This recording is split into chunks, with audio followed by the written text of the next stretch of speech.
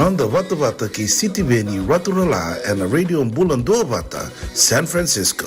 Me Kochi Kenda Vatamai.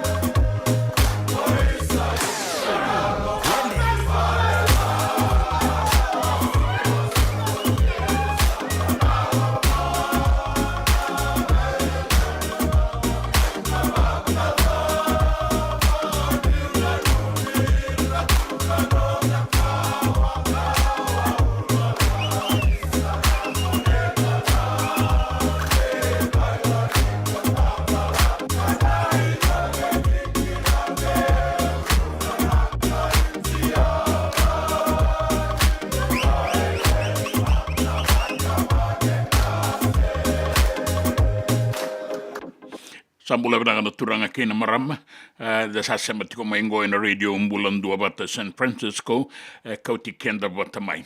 Vina bole buna sema tiko maimiti sana bia singa lotu lebu tiko ngo. Sibina tini kandua en tolu ve mamana meniti weekenda ike Santa Rosa California merke en bebonua tale so maina Pacifica na tukuka enta marauta kitingo na nraki bina kasara en kabini bukelulu kabitiko ni bukelu lenda inda isi bitongo na ba en tolu na miniti dan sema tiko eni nonda ngona Vata na nonda Vata nda satika buna rawatiko eni ngora sambali tiko kele talangango nanda ubengarabi en nonda sidese ni inda indai tiko ngona italatala lal Muhammad erto tiko talangana tambada ni visa en iboga sala so me rongo dinimbera na tukutuku en nonda banua na tukutuku en be sai borbora na tukutuku ni raki ke nangito Daindai and the Sananga rongo the Tukina na tukutuku and the Fiji Rugby Football Union, membeletan na tukutuku ne karetani waisea na the lebu, mbeleta na Kenry Sau, na laki ngito en mbilo ni burabura mai barani se, en amoni ambaki sauti. Ya endaranga ibagan deuda tikoya ena ngaune rongo tuku ena tini karua na kaloko ena singalebu indai enda na rongo da tali tunga kina na iwalanga ueso ni nonda ve hi sotari ena singa indai me sotavi tiko kina na nonda ngauna katawana tiko ena na nonda ngauna ena bata ena singalebu indai sa sibi tongon na tini kandua sibi na ba ena 5 miniti sibi tongon na tini kandua ena ba be mama na miniti na nonda ngauna viti ndau makan raki alala boga binaka na iduru ni wanga ndaranga ngozo tiko na keni tuku ena tini karua na kaloko ni bula binaka ni andra da sema tiko eni ngwana bebo no ni zaka na nonda boga mbula kibura mai na pasifika na Kauti ni ki Australia New Zealand na tuku kana be anu na pasifika mai Micronesia na bonu le bungo Amerike Kauti saratiko eni ki mbola tanga nendinanga mai na Midlands mbongi lebu saratiko ena ngauno ke na deba ke barani se ena tailebu ke Europe ena singlebu indai na bebo no chatatara ni kina na bengarabi ni Radio Bula Duavata San Francisco e Kauti Keda Vata mai. Pia mula si amai na veangu Eula mata nongu wa ayatu yatu Takani mana ni ului na viri Bongu koroto akenda nivi Imalu adu wa amula tamana Peira ondo ngone turanga Lalanga vesida unrovera rama Tangi modi avlimitaka Memanga sarani nguile nabi Padu atena ena beweani Toa ebu vante mulatangane Nia umulare aturangale Ova amula ida unitambua Nia umula turanga tuimua Melangi-langi tia na uluma tua Ngoya watu neseni asibura Matani tu beleani tovata Lau novela umumatuata Uini masi eva medimitai Ibua ni vanula tumedolati Isa kumbuna ke muremba sanga Kaina lolo marabi wasoasa Na vei anu era viri wana nabuna ya tulo mai vivi Somboka nabu kinaya tuya sawa Saraba nuwarando mona mesaraba Watulele na ya nuni tanda Benga ya nudha nabu labina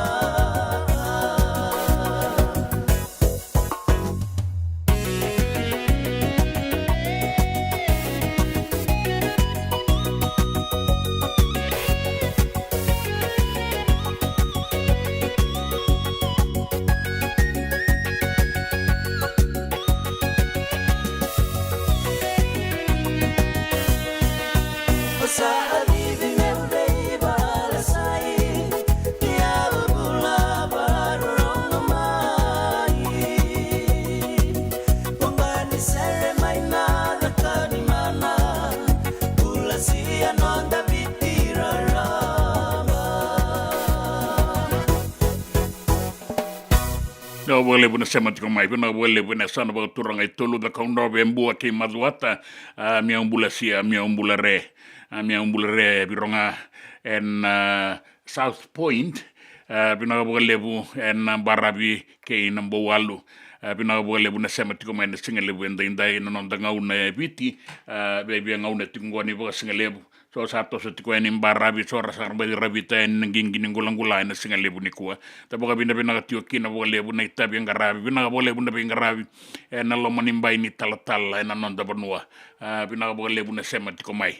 Pinakapakalebu ro wilika tiko na non raivola evunga era sabi kinta pakitiko mai na singalebu indai na non da station na radio Bula Duavata pinakapakalebu lebu tiko ngana ivola mai viti tapaka pinakatiko pinakapakalebu na nonda sema tiko mai na kanda o Fredi na rambe zola binarigi sema koto yati na yatu yanu na yatu mamanuda pinakapakalebu na yatu malolo mutu zola biname na Castaway Island Resort pinakapakalebu malolo lailai pinakapakalebu mai mana ke muni na kanda na sema tiko mai na itiko tiko ibunga di saraban mo seni madala Tiger Force are ri lako timbe kaya ningo ni matai ni waboki abolle katale ningo ni lako ni karua ni waboki ni odi toka no boka singalebu tini karua kinandua nanga yo tio tini na waboki na Tiger Force mai na tu mamanu da na tolu na kaloko na kabi ndai bina kabalebu barabi na Rico isa ni andra tau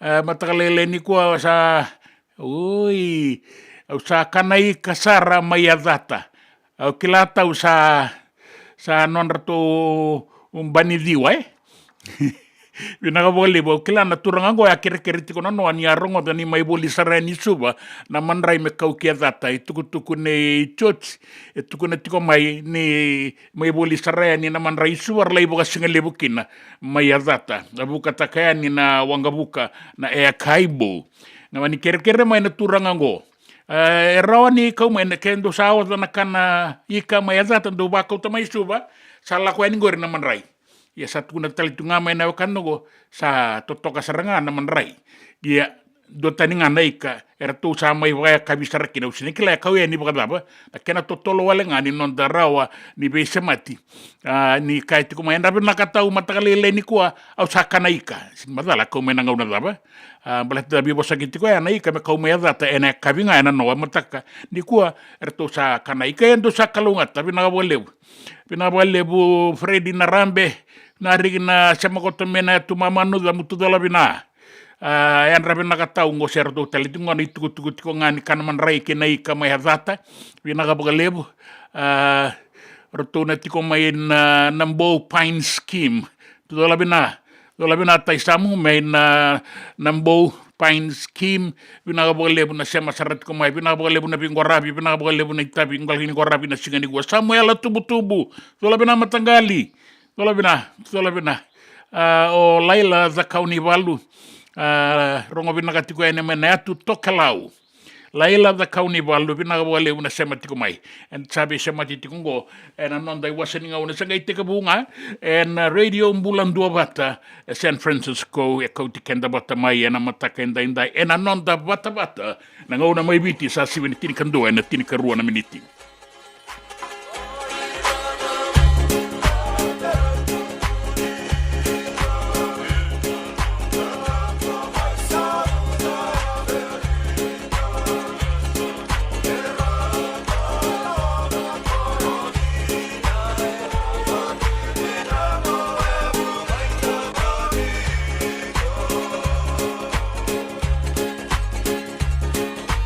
Set your system.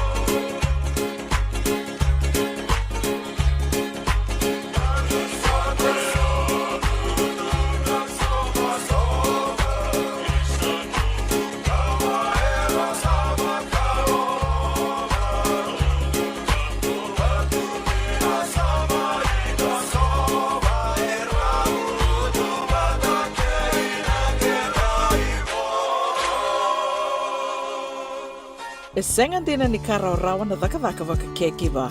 Ia endona kainda wipu ke kawaka mamanta taka tuna bengaravi o ia ke tuna kenda to kakana. Na ika, na dalo, na bisikete, na reo bata, na sunbells e tinimbulu makau. We kenda to na senga tiko nindraiva se senga ni waka motoka kanda u Dren na tutu beto seki, erto satu wakarao na Divine Pacific Food Mart mai Sacramento, merto talaveani na nung ni boli-boli. Rawa sara, we tartarangayani na taliboni diwa dua ono toluwa diwa ono saivarua, merto wakarotaka katalada mai na nung ni boli-boli, ena kena ngona totolo tua. Divine Pacific Food Mart, Vitorua Diwawalu Franklin Boulevard, Sacramento, California. Namba di telefoni V121 toluva V1 saivarua. Erto ngarap talangan ni kanalay waka suburi ani nanomu yaya. May nanondo to stoa kina nomu mati ni katumba. Dendram beka nang wala ni kibalilo tira buku ni oso pakadadaka. Sendrakin-drakitan beka na itos-tos nimbula. Kuha ni lenga sinuing gawa-gawa. Nana magi-mai kina programo warotaki. May veratao na New Methodist Christian Fellowship USA. Nongu Chisu, Nongu Banua. Rongo na bima manione na kabini buku lulu be Kemundo e California. Bima mani dua na singilewu ni lotulewu be Kemundo e Viti. And a Radio Bula Duavata San Francisco. Me Kauti Keda Vata mai. JJ's Food Shack. E tigo kena na kakana boga biti me bakana kokonda. Lobong benga ni ngai kani dito na bundi ng dalos sa tabiok. Na kakana boga malangi me bakana steak bakailo ka kena coleslaw. Wee! Nakarito sa wada badina na kani kana-kana. Kaya tigo talaga na nono specials and loma ni mga dawa. Daw tamba na Facebook. Na doy ni tiwa yan. Na bani manray pai kay na bungatali. Gawin na JJ's Food Shack. View Valley mo Billie Jean Street, Santa Rosa, California. Pero talagang rito dili mo yang may Santa Rosa, may ato sa ni Kinavato. Girit-rito sana kina Vitu Saiba Vitu Tolo Dio Tolo Dundu Limon. JJ's Food Shack, Santa Rosa, California. Nanonda bata-bata, kay City Beni Raturla.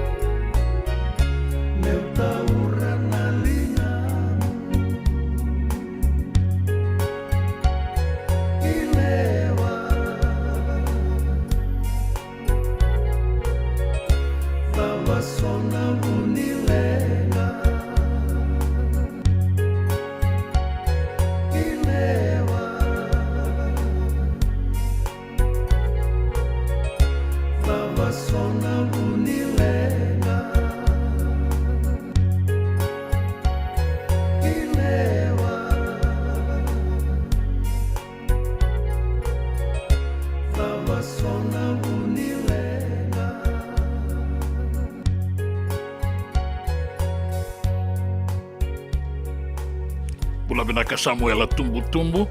Binaka bunasema tiko mai kei initse sura bulau dola sura. Tola bina bunasema no mai na roro nigua. O pedeli roko wai matata andra binaka kai. Pedeli roko ngango na kambani na William and Gosling walu bei rongo binaka sema tiko mai ni sema tiko nga.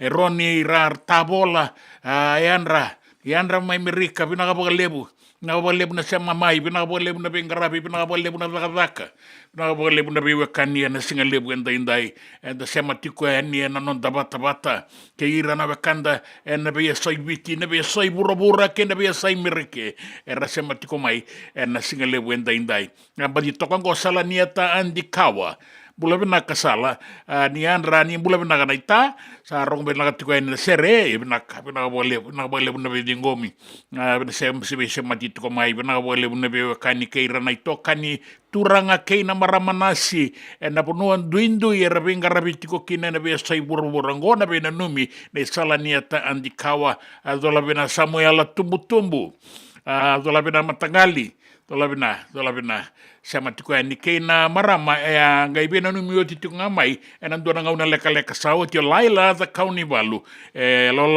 loloma bina kamaina atu tokalau na non da binga rabia na singa lebu indai sa sama kena mai sabo tiko New Zealand era ngai sama tiko mai Avondale or to telangan tiko mai in bebo no so ni kina deba mai Christchurch kaya do sarea ni ki Dunedin na korturanga na deba mai Otago na singa lebu indai na lebu na sema tiko mai da tomana tiko non da binga rabi Berto usaba ka taratai kenda mandani me kene walanga una tabada ni bisa mai na soba na itala no ke salo teni sirosombo na imbore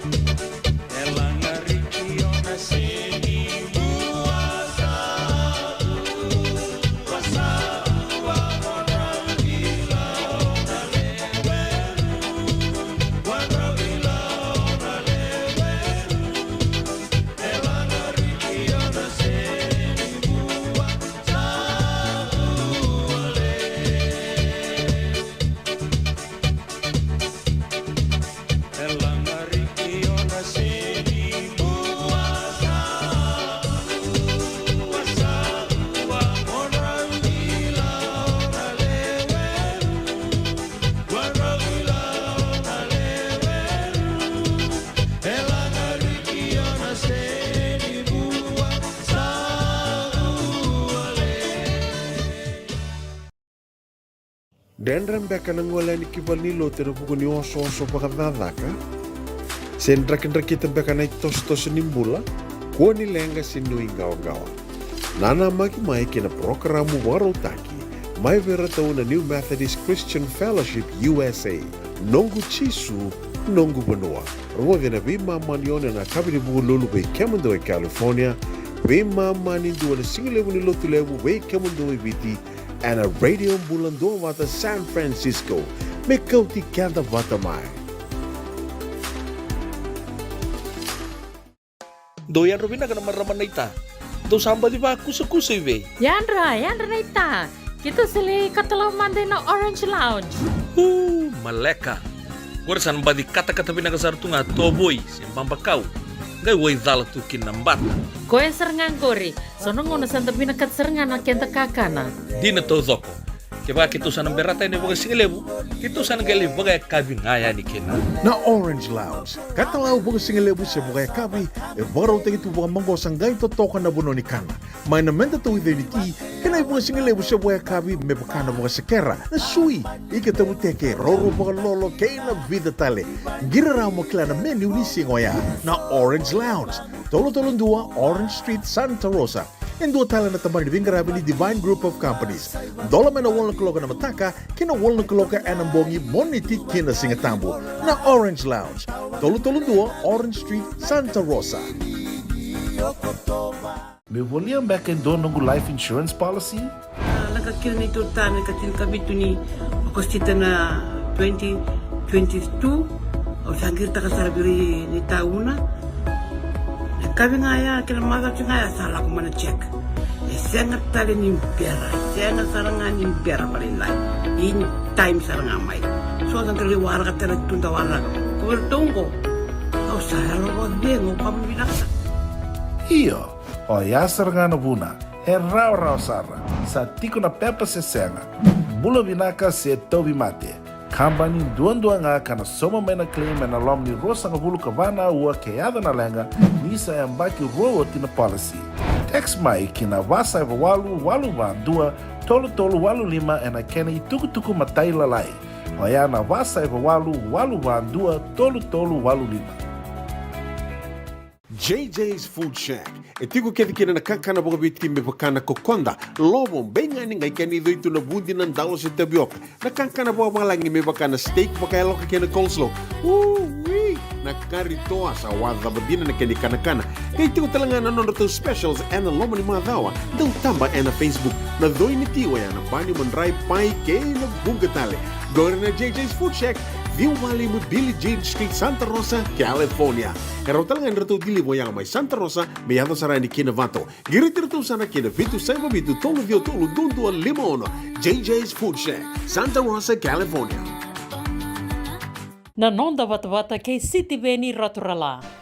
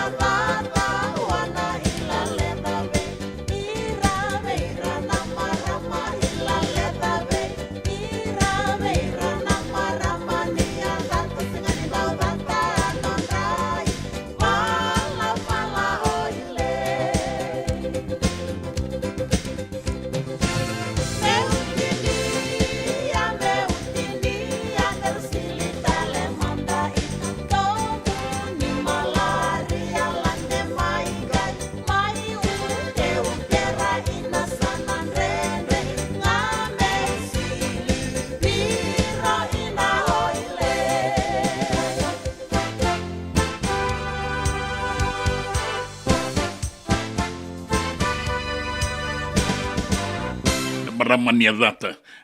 Bula naga tio si soluka. Porque singa lebu da bani kuanga itu kuna tiko mai sa ro tiko mai ngoi sona visuriti e sa boga vina vina ka wara ka tiko ko yala ko merda tambaleta to tolo sar e roni lak nga mai ni singa ni kua na singa lebu nga inda sa roni ado sar mai Amerika baleta ni buka tiko kinan e kaimbo vina bo lebu na no ni sema tiko mai na kanda ni sabo to ngoi rusang bul kabitu na miniti metini karua mendarongo itu tuku darongo da manda ni matai ni dau nei Reverend Lal Muhammad dan singa lebu inda ni bula vinak. Ono digo mai singa to se Vata wa na kada ka veo nga se Lucas no daga ba lako ko chico no ben sindo Vandenberriau lako vasangra no mula no ngonsa lako lebe siko mongi se singa kata na singa se lio mena dava se tau na uda oi ko mola ko chico na kendango tau nga bango na udanda sa tutubi na tutubi ngai solinga ngonum retirement. Kuala teman dan tutubi. Praise the Lord. Ya. Zakaba na nakini kalau. Atuma laga may nakalo naka. Menda zagalaka. Lebale sema nakango. Harauta na bula ba wele. Natamat nga do ba wele sindo zagalaka. Tugini nga do zagalaka na linga sindo zagalaka enan ramdabua. Na siyang bawi kundo ng buliman rai. Na panikeke manda ne sin rawe ko keto mailau keto kilachunga na panikeke lebu ne tal na bo lebu tal na bo lebu roto mai tota na tota estate arto atiko bolikina na matabu balengo nei sunda yango ndora makumbuna na tal Muhammad bina bo lebu madamalungu na bingarabi bina talanga bo lebu na besha matiti kumai andrange rongo tal endo no na dawo na lo manin do na u mengo ke nei tal Lal Muhammad sabo rusak bul kalima na miniti metini karuana na kaloko Nongo talano ang mauro Ndolatana no korno moni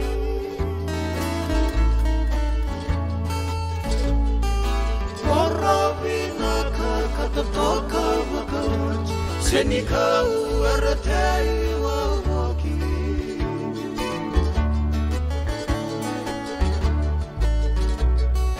Korabina kanikoto Paborita na senikau e bunga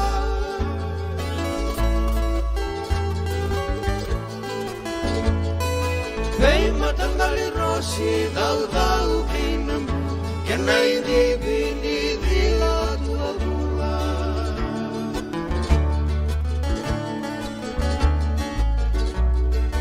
Rara ningito embalabu karara Toto sana na balaniara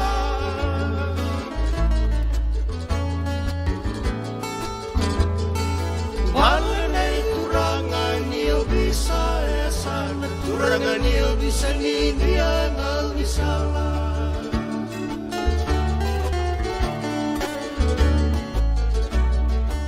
Isulay na soba ng mga una saya Nananamu ngaranraw ka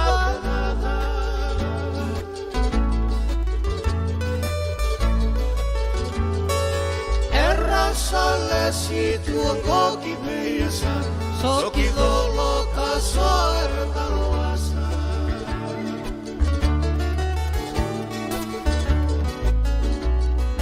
Isulay na sobang natawang ulaga Enanong mususuniyang pagkabinaka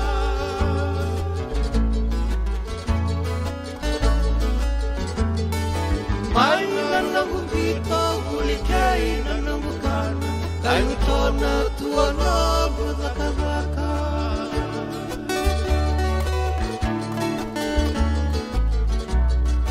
So mga una Niyo daw yung nasigi Ay tumburi Ang koto naliliwa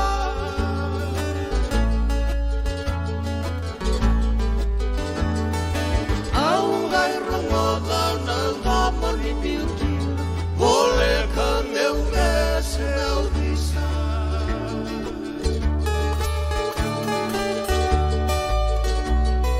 Jini sakamanda na nongu italanu tuwale na nei toila loma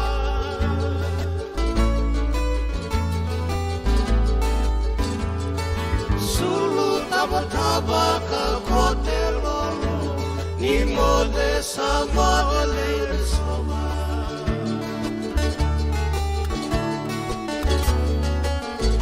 leire soma nongu rosi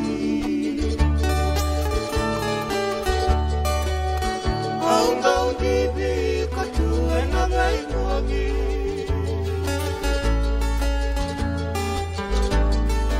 Niuti kawalikina seu tutani Kai baka he mimira tua rosi Totoka na itala noa ke na sova. Era toa langa tau manda na seni mango mai na sova. Sa eli na buni mango tuya me na sova. Ia tiko ngana koro. Ka tiko talengana kena indibi me baka inda rongo na kena sere. Bula venaka pedeli roko wai matata. Bula venaka. Totoka na eda muni. Roko wai matata. Bula venaka e tiko en kambani na Williams and Gosling e Walubei. Andin. Vinaka bole e roni ratabola.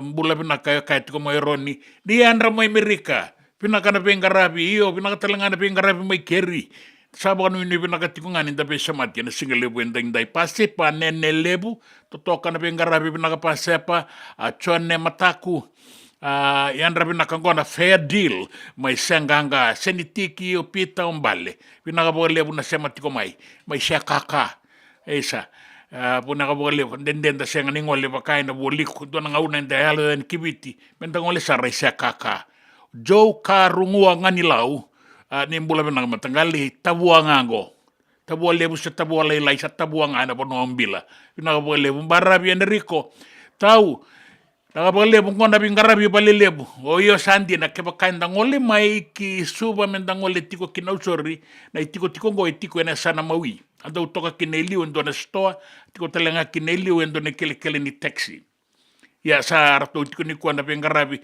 na TFL vale lebu ka tiko kina na TFL security grid and a grid security me vale lebu Enrico pinaka lebu o Simon Basu bula pinaka matangali e rongo pinaka tiko yani na bonganin domo mai Amerika ke bakakin na sabi na kabulebu no itakin ninda umakati ko ng bulan na pingarabi udui na iboranga may Cuba bau tailebu napalo natin anim bulan pinaka next Kingston niyan ra matagali makarasese sarati ko may na pingarabi nailangaway may waturua na kelo tailebu bulan pinaka na semati ko may kinanggo ng bulan duavata enda sa semangay ng bulan duavata enda sa ang bulan tau ko kinebiti kay bura-bura bakakin na Amerike na singalebu enda inday may nailangoy ya may baturo men kelo kela pinaka tiko rupeni pinaka lebu na semati ko may kami ni boy beno numitiko behira na dorobo ni sakiti investment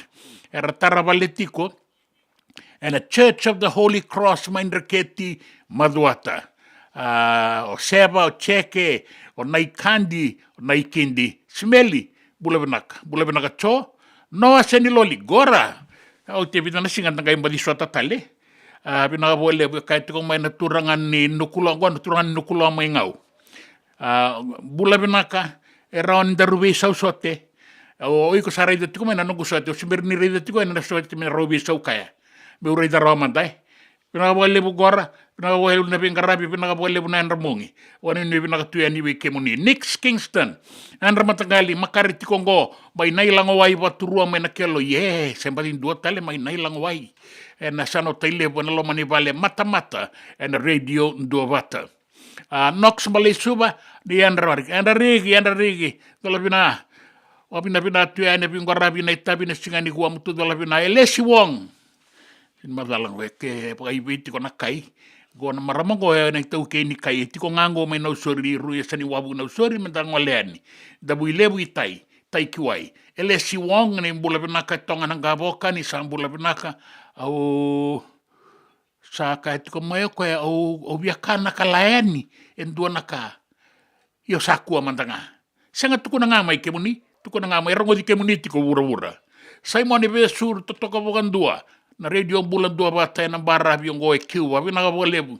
era bono na tena matagali vina ka levu kami ni boy era no mirto tiko ni na boys ni Sakiti Investment Bula vina ka cho o mere matani tombua era vina ka turanga yanu io marama ni Bula vina ka ilaitia tamaimbeka ni Bula vina ka matagali gonga I vei seni manindua me bola itunga me na lengutaro pina ka levu sa sema mai ngori apa tina itukana ni Bula vinaka gonga I Kalsa Road Suba Kalsa Road se matirau na sinu o taki tamabua ni Bula vinaka stino tokona Bula vinaka Aotearoa by na Victoria Park Market ngoi o Kalandi mai New Zealand makare sese vinaka toka ni na biau liva ni radio Bula Duavata ike oya mai na ponua bagai tamera ponua lebu tiko kene bunga sarna kanda mai New Zealand ara baga Bula tiko mai ana singa lebu enda indainga ngauda sabo tini karua na meniti me tini karua na kaloko enda ngai rongo tuku sabo tokongo tini kaora na meniti me lima na kaloko and radio Bula Duavata San Francisco Kauti Keda Vata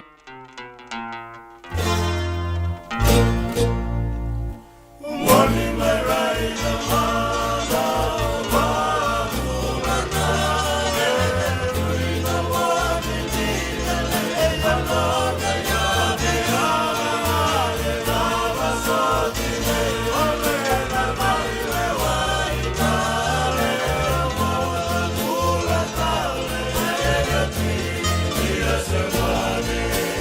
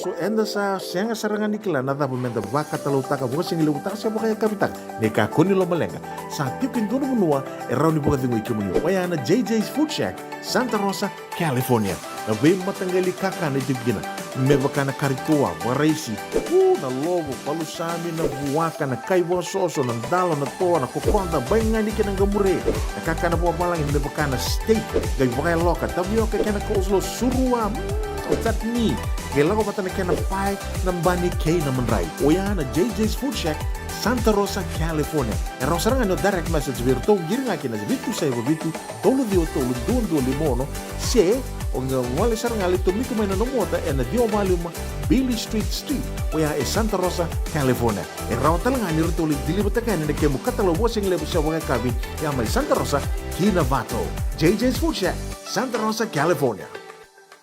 Me volia back in dono ngu life insurance policy? Laka kira ni tutana katil kabitu ni okostita na 2022 o sangir taka sarabiri ni tauna. Kabi ngaya kira mata ngaya salah ko mana check. Sengat tali ni biara, sengat sarangan ni biara paling lain. In time sarangan mai. So ang kaliwara ka tala tunda wala. Kuwertongko.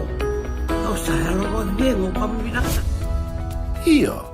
O yasar nga buna, rau sarra, sa tiko na pepa se senga, bula vinaka se tobi mate, kambani duan nga kana soma may na claim na lom ni rosa nga bulu kabana ua kayada na lenga, nisa yambaki rowo tina policy. Text mai kina wasa eva walu dua, tolu walu lima ena kena ituku matai lalai. O ya na wasa eva walu dua, tolu walu lima. Doyan Rubina ka naman raman na ita. Do samba di ba kusa iwe? Yandra na ita. Kita sili katalaw mande na Orange Lounge. Maleka. Gurasan ba di kata-kata pinagasar tu nga toboy, simpang bakaw. Gay way dala tu kinambat. Koe serangan gori. Sono ngono santa pinakat serangan na kenta kakana. Di na to zoko. Kaya kita sana berata ini bagai singelebu, kita sana gali bagai kabin ngaya ni kena. Na Orange Lounge, katalaw bagai singelebu siya bagai kabi, baraw tayo ito bagai manggosang gay totokan na buno ni kana. May namenda to with ni ti, kena bagai singelebu siya bagai kabi, may bakana bagai sekera, na sui, ikatabu teke, roro bagai lolo, kay na vida tale. Giraraw mo kila na menu ni singoya, na Orange Lounge, tolo-tolong dua, Orange Street, Santa Rosa. En dua tala na tamang ni Bingarabi ni Divine Group of Companies.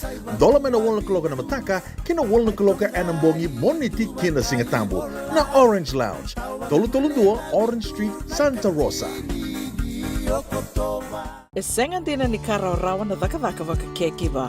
Ia endo na kainda wipu ke kabaka mamanta takatu na Bingarabi o ya ketu na kenda to kakana. Na ika, na dalo, na bisikete, na reo bata, na sunbells e tinimbulu makau. O kenda to na senga tiko ni driver, se senga ni waka motoka, kanda o dren-dren na to beto seki. Erto satu wakaraw na Divine Pacific Food Mart, may Sacramento, merto taladeani na nung ni boli-boli. Rawa-rawa sara. Witar-tar ngayani na taliboni diwan 21 toluba diwa ono saibarua merto bakarotaka katalada may nanong ni boli-boli na kinagona to tolo tuwa. Divine Pacific Food Mart, Viturua Diwawalu Franklin Boulevard, Sacramento, California. Nabo di taliboni diwan 21 toluba diwa ono saibarua. Ertong garab talangan kanalay baka suburian ni nanong yaya. May nanon rito stoa kinanomu mati ni katumba. Nanonda Vata kay sitiweni raturala.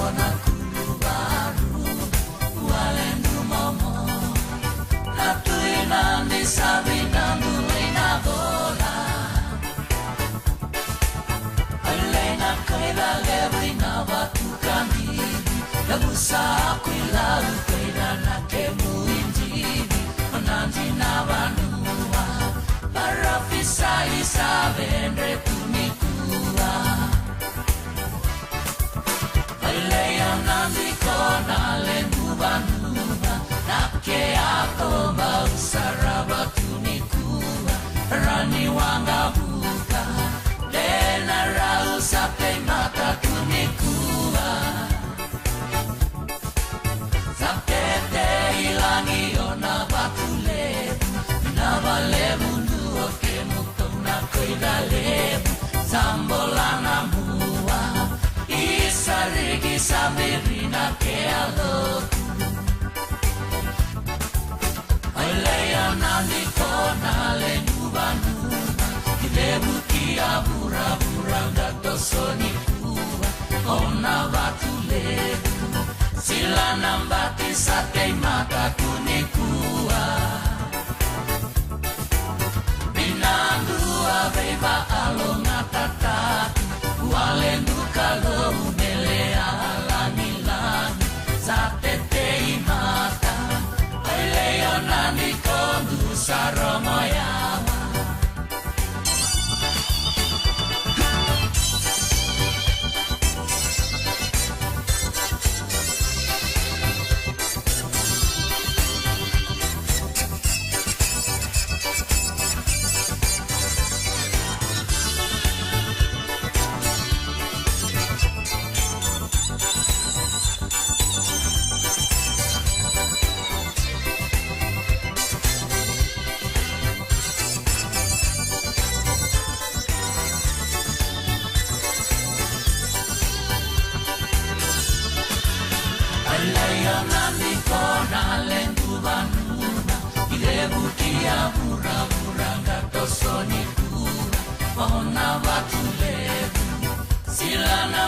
Sate mata kunikua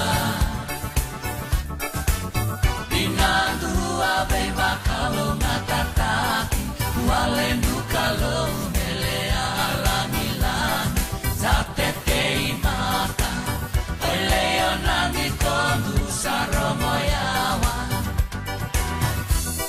Sate tei mata Oileo nani kondu saromoyawa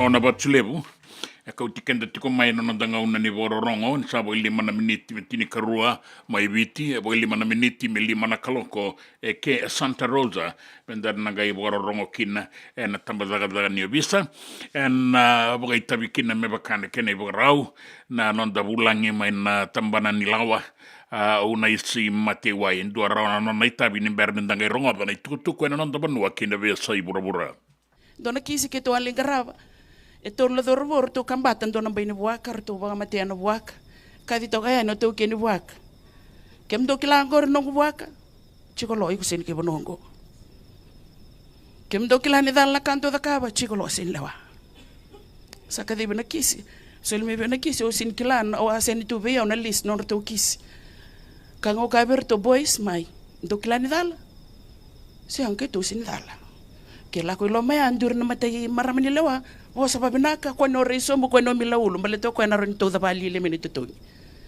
tukuna na kandina awasin nama kana kartuale ka eloma sandu ro matai ba madala ta kana da mando ba mate ki na buaka eu na luben tui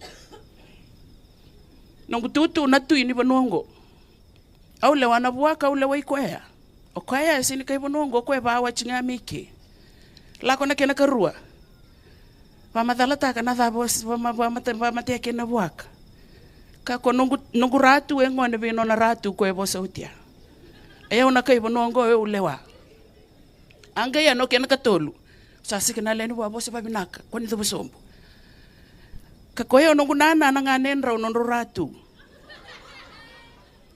o yo basutura ngai korongo ke na balmbale ana ka ke de utara e warindo ro ni bosa kina na lawa e dhithi ngā nona dhithi. Law is law. Nio taraba ka tau ndone ndone yaya se ni nomu. Rachaji tu kina ngona lubenda. Offense of theft takes and carries away without the owner's consent 9 to 15 years imprisonment. Vita tona kina bekenda to ya na singo ya na ito yang ngai tau be tui. Be liu ni abusa. Maleta ni awari ni babuli dirto ke o tu ranga mo baka tu ranga. Turanga ore ni tukutuku ni koia, ore ni toka. Turanga e marro na tamata bulangi, e marro na iau ni vanua. Na i vavuvulia, e ana nona dono ngone, me vaka vulithi, vaka dono. En rauti ko nan dono ni ngone, e senga ni ndua na nona dono e tui kia o koe me lawai koe vate koia, o koe ni dhuri na matamata ni korivuli align his hundreds of rights to the 100 school rules. Ni dhuri loma ni koro, align taka na nona dono, kina lawa ni koro. Ni dhuru ki vali lotu, alain taka nona dono kina lawa ni lotu. E dua tani na lawa ni vanua. E dua tani na kena i rau kina kena i bubuli. E dua tani talenga na lawa ni matani tu. Ara sabe i sala taki tiu kina go na tamadaga ni vista. Ko e kau andua na lawa ni matani tu. Vinaga bo lebu na isi mate wai. E na i madala e na singa lebu endai. Anda nui taka ni sa ado tiko e ni na kena i tukutuku. Nui taka talenga ni sa tarai kemunitiku. Na wakanda baka mimbina tiko baka banua. E na i bubuli. E na talada tiko vei rana luvenda ke i rana wakanda. E ratiko e na kenda maliwa. E kau andua na lawa ni matani tu.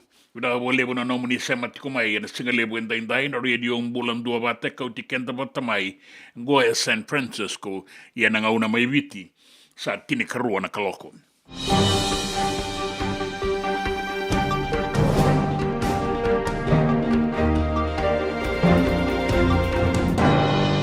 Ai tukutuku e na nonda vanua. Nai tuwatuwa ni bebe boka toro daga taki ni matani tu kasana budingo. E na waka tiko kina na bebe boka pale taki. Na inisua. Wata keina labe tidake ni bengarabi e na mbula raramba. Gore umani taudoko e nai tuwatuwa ni bebe boka toro daga taki ni matani tu kaivana.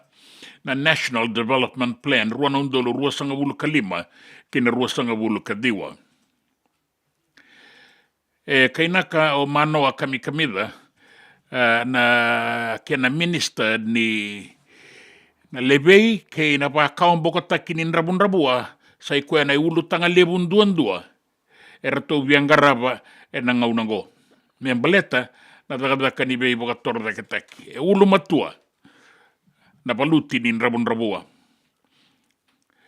E na ituba-tuba ni matani tu kasana budingo o katitiko kina na vengarabi e so me rao ni bukei kenda ke na nonda mbula boka iau na mbula e boka toro taki me rao kina na vei boka pale taki e rao talenga kina na ini sua ka baka kina na sala me toko ni kina na nonda rao ka boka mbimbi e na kena boka sangarai na takataka ke ina sala menda rawa ilabo kina ke baka sangara takataka e na sotale na ngada ni bengarabi kanda rawa ni boka itabi kina kena imatai na boka mbimbita ki ni mbula raramba na nonda be bukei ke na nonda be semati ke ira na be tambana iso e ratu bakata ki ira na lotu so e rawa ni rabe buke mai be kenda na kene karua na boka ramba ilebu taki ni sala ni rawa ilabo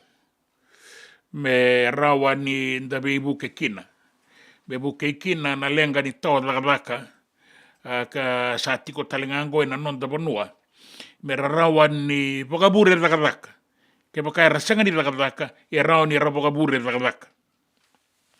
Na kene katolu na kena boka sangarai na sala ni be taratara e na mona liba me buke ira na wakanda era tu na taundaku ni korole lebu. Na ituba-tuba ka sana budingo na rawa ni kauta tiko mai weekenda na mbula binaka ke baka endang garaba boka binaka ka rawa tataudoko na sala ni beibuke endondono ka nuitaki menda na rawata na bakambauti ni na rawa ni lebeiki na rabun-rabua boka leileitaki na bulan rabun-rabua boka ragitaki talenga mai ni sa rawa ni nda e tolu na ituba-tuba ni bengarabi. Me labeti kina na bula boka ilabo.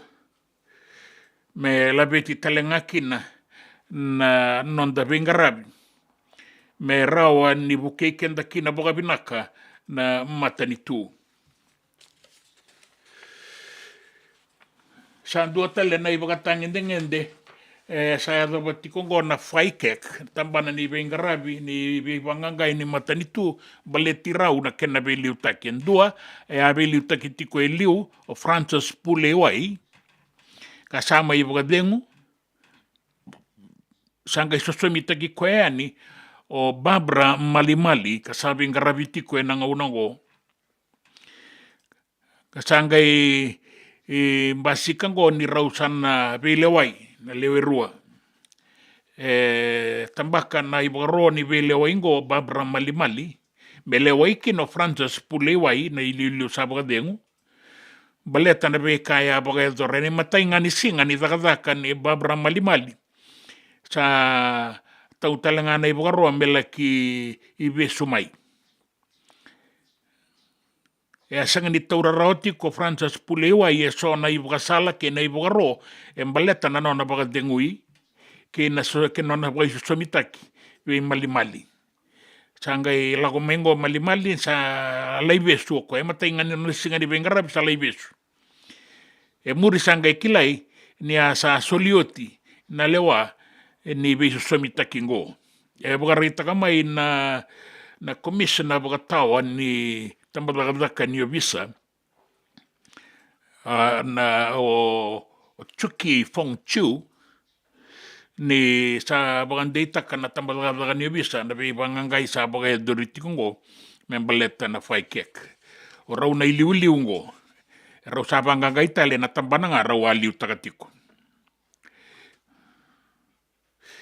kinanggito sangay basi kamay na itukutuku abagarita katiko na itikabu ni Madawa membaleta na itukutuku ni waisea na yadalebu na kapitani na nonda timi ni biti kinanggito ni burabura na muani ang bakisawati kainakin ni isengan ni ibagayadora na nona biyalalati na Fiji Rugby Union ni bayira na durabo karamata takibiti na sota-sota ya ia sangay imbasi kamay ngo na itukutuku na Fiji Rugby Union kaina kamay ni oira taudo ko na daurabo erangito na timinibiti na bilo ni burabura may baranise eratau yan dua nan raw kalima na $1 dua na daw gito asa warita kamay na tikinango na Fiji Rugby Football Union Trust Fund baleta na ibota-bota ya Solibera na dorobo.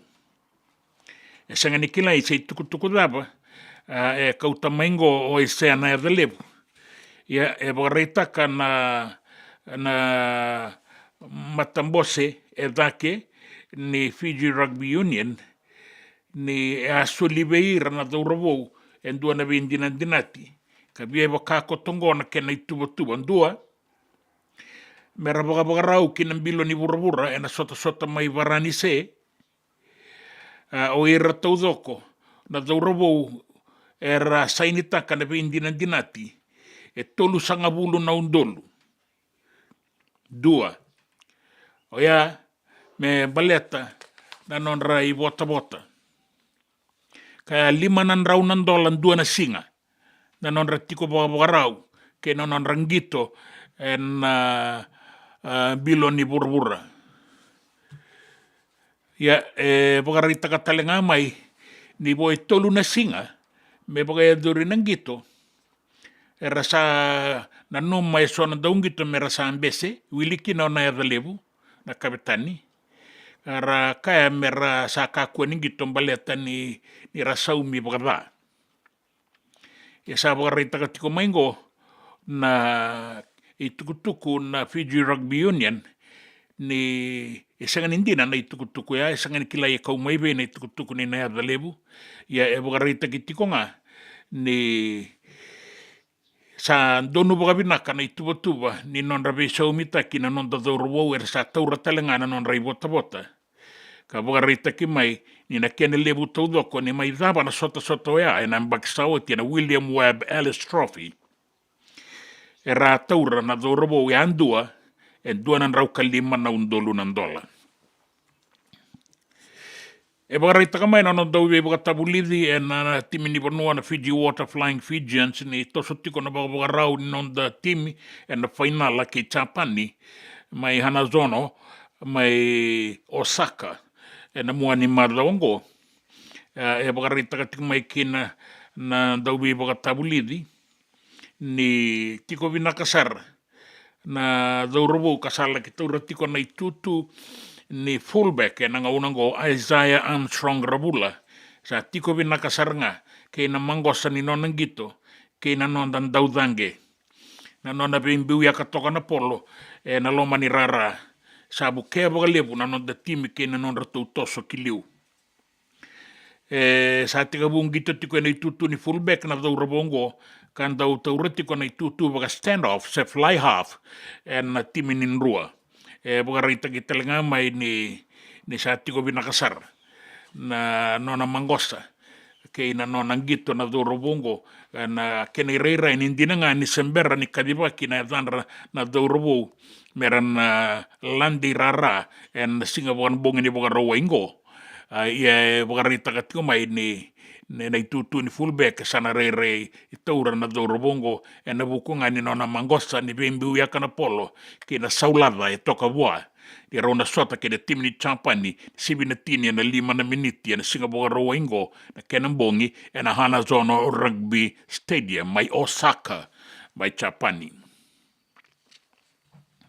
kina be sai burabura e baka kata-kata lagi tiko mai na be talanoa ni binding-dingi mai merke rasa baka rita ka mai na baka ilesi-lesi na tambana ni binding-dingi ni dua na sasanga samba dia do tikongo mai merke kena saba Kauti ko ya ni naivola be ira na kena baka ilesi-lesi na tambana ni posi kena be kauya kini vola ni saba Kauti ko ya ni so naivola so na pakete lalai na meli ki be ira na baka ilesi-lesi ni tambana ni binding-dingi saya do ya ni kina tini kabitu na sana na states mai merke na ivola ke na sona pakete kaina kini wa kauya ni kina na pouta bula sanga ni matata boga binaka se dabo etiko en pouta bula karasaba kauya ningo boga rita ki mai ni saya do tiko ya ningori na sona ivola ba kauya ni na meli beira na boga ilesi ni binding-dingi en na bidana ya sana tika bu mai New York kaya do saraki Alaska do tiko mai ngo baleta na be boga totonga ni saya do tiko ngo enda rongo do tiko ena noa ni sa tango makitiko boga binaka na ngauna ngo na mata mai na Republican ki na binding-dingi na bula November o Donald J. Trump mai na Republican membaleta ni karua ni sasanga ni melambati na turanga ngo ia sa do telenga mengo na tukutuku embaleta na ibola be kauyaki ka tawa toka ya ni na wanga ni bola na pouta bula sanga ni matata boga binaka rakaya so ni sa do tiani be ira na boga lesi ni binding-dingi au sanga ni kila me boga tani takimbaka kina na madala ni binding-dingi se na inaki e kotokina na ngona be bonua saya do tia niki na be na kena boga ilesi na ibola ngo saba kauya niki Alaska, Georgia, Connecticut, Indiana, Kentucky, Massachusetts, Missouri, New York, Rhode Island, Iowa, Mississippi, Colorado, Kansas, Nebraska, Oklahoma, ke Tennessee, o katalenga kina o Wyoming. Era sabangangatiko na tambana ni ovisa ke na tambana ni lawa na tikinago. Sangole kina raki.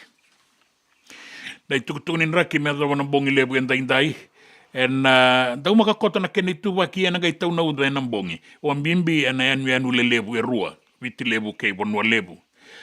Ia en barabi ke viti lebu kina deba se rua na mo silami suba na usori tai levu na bualiku ke tai levu mai raki na deba ke mbua o da kaunrobe na tokalau ke maduata bugareita ki mai kina ni raokati talenga ke na bea nuia no mai tabe uningele levu na atu laulo mai viti vata ke na beibo nua bole kata na taumbi saratiko kina nauda na sona ngauna na singa endai beibo nua tale so e kaina kini na mbula saratiko kina na deba Sangari tokalau deba na deba.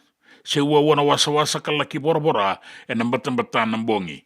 Nraki sambera mai me wana singa bora umbuka en ukuna loa tau banga una na uda. En raki mama da ena binga una tale so. En non da vanua ena be imbara bi tale so sa da buti o tiani. Mai se rua na mosi o lami bata kei suba na ustori tai lebu. Raki kandabu ke ina be vanua bole kata. Mai na deba ke mbua o da kaunrove ke na tokalau ke maduata wiliki no tabe uni di kombia ng gelelebu ke kandabu en se ua toka kina na wasa e baka talenga kina mai na tulau ke na tula mai bitin rake samber mai na sanga di besau bula toka nga na dangi tokalau ke na deba di sa taiki kina deba nangel ke bula sara me bora na wasa batan na ke na mbongi fa yaksha malele ko nga ngachporo at ko le at motero tuam nimbula na kanda mai rotuma ngori na itukutuku nin raki ke na itukutuku ni besa iburubura na itukutuku nin gito ke na itukutuku ena nonda vanua na nonda Vata ke City Veni Raturala.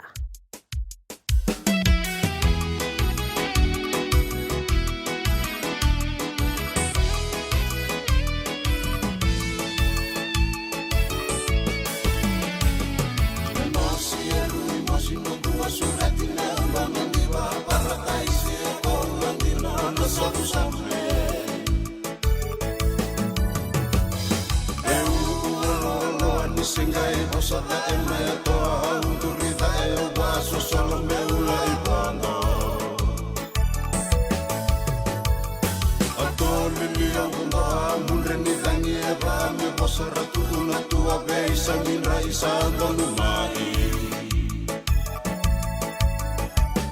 Eta koe au murai e lumi sa nindela ni wai ngai ma arre oto maya e na toba e ba aloloma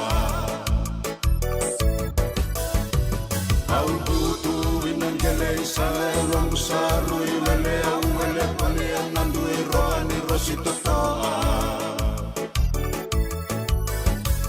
Au toli lika itane me ula I venu I nuba labu o ba atula wenongu vale lebu tuna sabu sale Au roro au nua ni sengendu tu atu ba andu a me itala noa le siwina oro me rangorongoro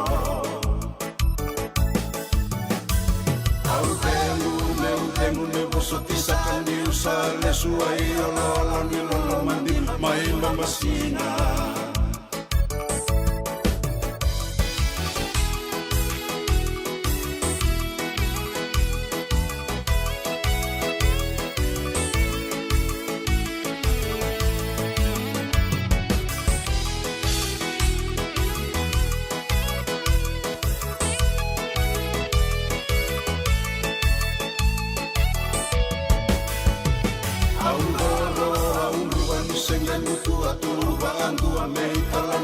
Suina oro me rangorongoro Au venu ne boso tisaka ni usale suai ololo ni lolo mandi mai mamasina Au venu ne boso tisaka ni usale suai ololo ni lolo mandi mai mamasina Suai ololo ni lolo mandi mai mamasina Suai ololo ni lolo mandi mai mamasina JJ's Food Shack. E tiku kete kina na kakana boka biti me pakana kokonda. Lobo benga ni ngai kani doitu na bundi na ndalo se tabioka. Na kakana boka malangi me pakana steak pakaya loka kena coleslaw. Wee! Na kari toa sa wadha badina na kani kana. Kay tiku talangana nono to specials and lomo ni madhawa. Dau tamba na Facebook. Na doi ni tiwa ya na pani mandrai pai kena bungatale. Gore na JJ's Food Shack. Viu Valley mo Billy Jade Street, Santa Rosa, California. Karo talagang rato dili mo yang may Santa Rosa, may yato sarani kina Vato. Giritirto sana kina Vitu Saiba Vitu Tolo Vio Tolo Dundu Limono. JJ's Food Shack, Santa Rosa, California. Me volia back and do no life insurance policy? Nakakil ni tutane katil kabitu ni okostita na 2022 o sangir takasarabiri ni tauna. Kami ngaya kila mada tu ngaya salah ko mana check. Sengat tali nimpera, sengat sarangan nimpera paling lain. In time sarangan mai. So ang kaliwara ka tala tunda wara. Kuwertongko. Kau saya lo dengo kamu binaksa. Iyo, o yasar nga na buna, rau sara, sa tiko na pepa se senga, bula binaka se tobi mate, kambani duan nga kana soma mena claim na lom ni rosa nga bulu kabana ua keada na lenga, nisa yambaki roa tina policy. Text mai kina wasa eva walu dua, tolu walu lima ena kena i tuku matai lalai. O ya na wasa eva walu dua, tolu walu lima. Dendram beka nangola ni kibal ni lo tena puku ni oso pakadadaka. Sen drakin beka na tos nimbula, kuo ni lenga sinui gawa. Nana magi mai kina programa warotaki, mai vera tau na New Methodist Christian Fellowship USA, nongu chisu, nongu banua. Rongo na bima manione na kabini buku lulu bei Kemando e California, bima mani dua na singilewu ni lotu lewu bei Kemando e Viti, and a radio Bula Duavata San Francisco, me Kauti Keda Vata mai. Nanonda Vata, kay sitiweni raturala. Vata kiltina sara no muina kiluni ni tiko wakamau. Kalolo silemi alo kenara rawale ue mai bikaiau.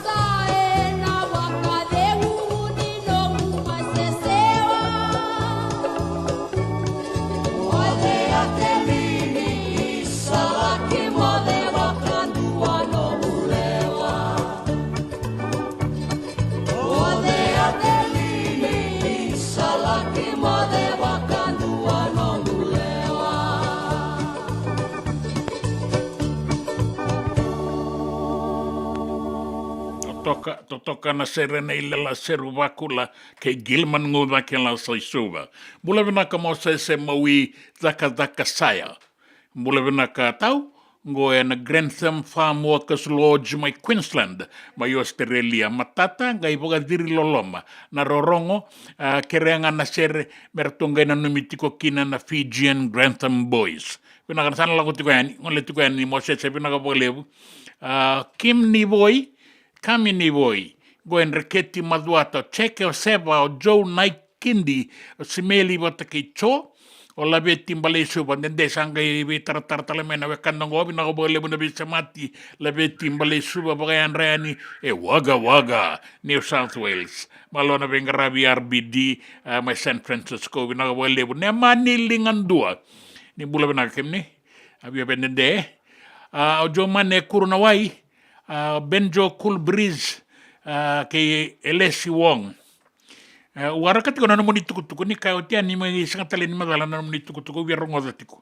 Elesi Wong na tembara tonga nanga boka binagabo lebu na bingarabi iyo analako tiko ni iboka langgaw ni iboka singalebu wati na miti boka moda sa moda boka miti kay na tini tuna binagabo lebu Elesi binagabo lebu na naman isot kasi wawati ko ngango ninga tukuna nanga una ni rauni me kauta ni kina ratu sai la sabaga dalai next Kingston binaka lebu ni bula binaka bata ke chovesa bakalangi makare ngai saba na Bula Duavata buaki na ya sawa dola bina chovesa wanu ini binaka ta istarigi tena singa lebu ni waitomwe pisara lulu dola binari tumbuya matagali na boleh warau na ya ni angona text ira nambulo kati ko mai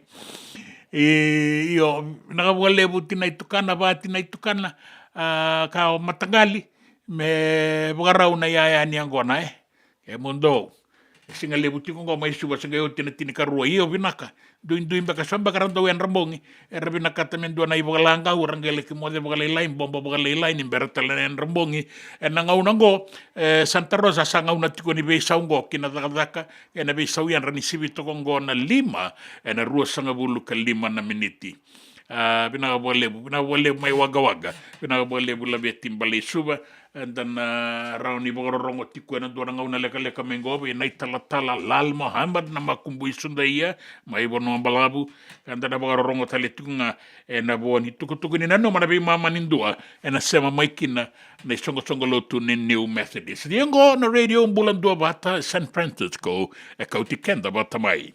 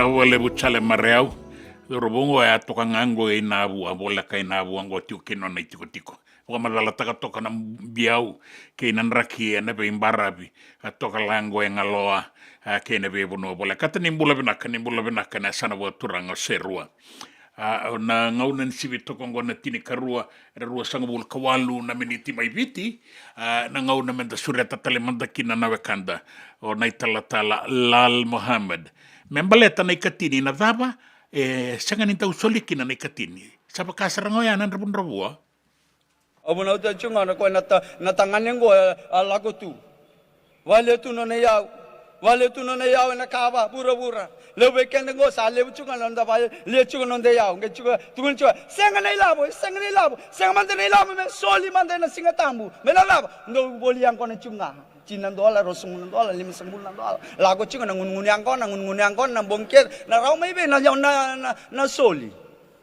bosoti yao kandi nango o sa sota ba uchimai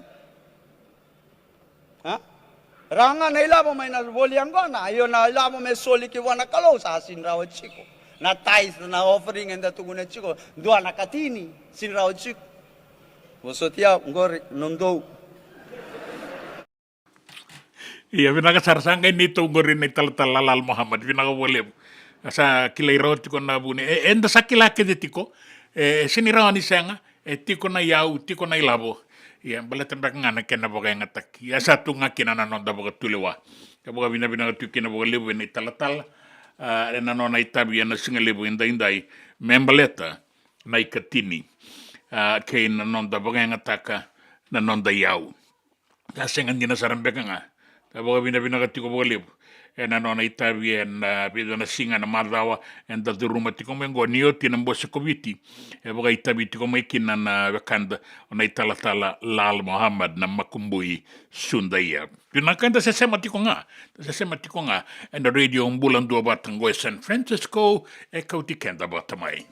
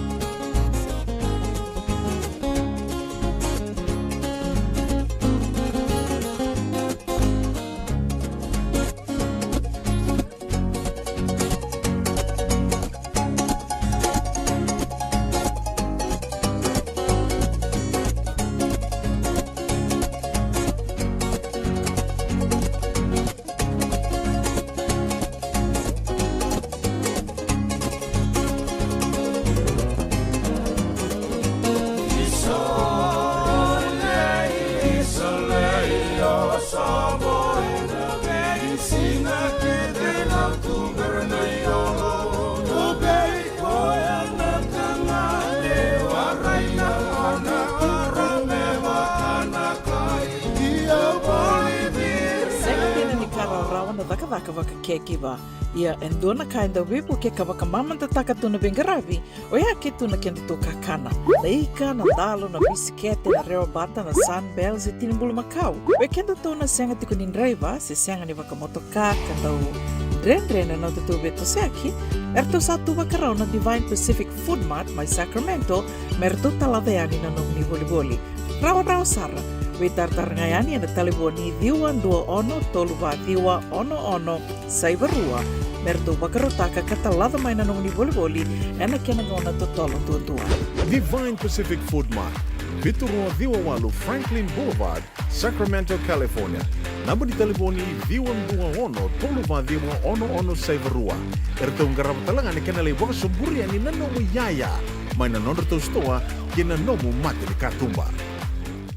Dendram beka nangola ni kibali lo te rupu ni oso pakadadaka. Sen drakin beka na tos nimbula.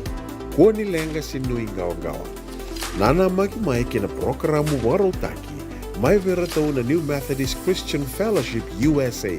Nongu chisu, nongu banoa. Rongo na bima manione na kabini bugu lulu be Kemando e California.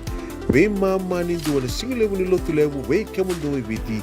And a radio Bula Duavata San Francisco. Me Kauti Keda Vata mai. JJ's Food Shack. E tiku kena na kakana boga biti me pakana kokonda. Lobo benga ni ngai kani doitu na bundi na dalo se tabioka. Na kakana boga malangi me pakana steak pakai loka kena coleslaw. Wee! Na kari toa sa wadha badina na kani kana. Kay tiku talangana nondo to specials and the lomani madawa. Dau tamba and na Facebook. Na doi ni tiwa ya na pani mandrai pai kay na bungatale. Go na JJ's Food Shack. Viu Valley mo Billy Jean Street, Santa Rosa, California. Karo talagang rato dili mo yang may Santa Rosa, may yato sarani kina Vato. Giritirto sana kina Vitu Saiba Vitu Tongo Vio Tolo Dundu Limono. JJ's Food Shack, Santa Rosa, California. Na nonda Vata kei City Veni Raturala.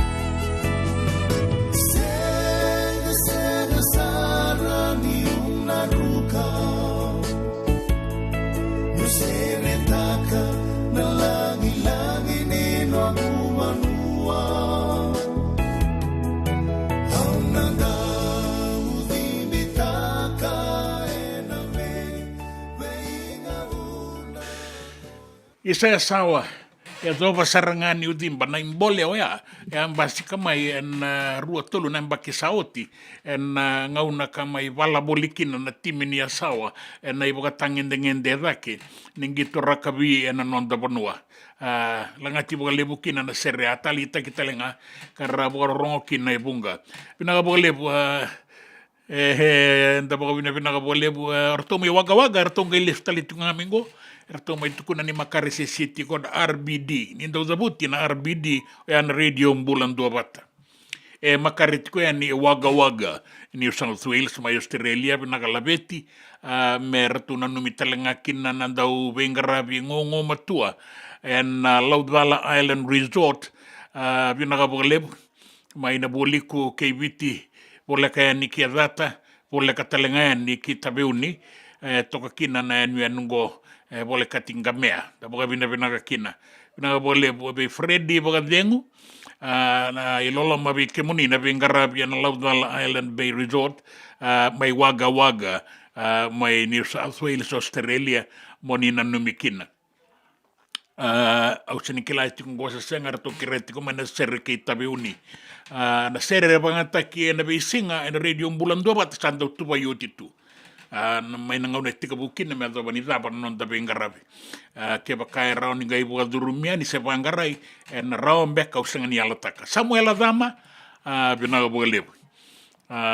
lebu iya na tuku dua tungana rorongon indomo au sengan ikila oke meninga ni na bukan ginan dina takatiko am do rongo da tu na tima am do rongo da ndomo ibiti na bonga ni be anu na stesen ni yalo matua asala ki rongo saratu mai bagayawa lola matu ya ningo I Epco coating vale lebu na sinu pinaga lebu na makare pinaga lebu na sabasaba pinaga lebu na duiroka ni mboro na Epco coating Samuel Adama pinaga lebu na pinimay wata kay Junior and Mana Nix Kingston pinaga lebu matanggalin na sematiko may kirto may kalsa o yausang nikila na bibosak ni tano may kalsa tukuni mai me bogaraut ko na yan gona gorindo sangay bogaraut ta kasaranga me baletana kabine ko sena singani mataka sena muani madawa sabon ni be nagatunga ni be kemuni na singale bunda indai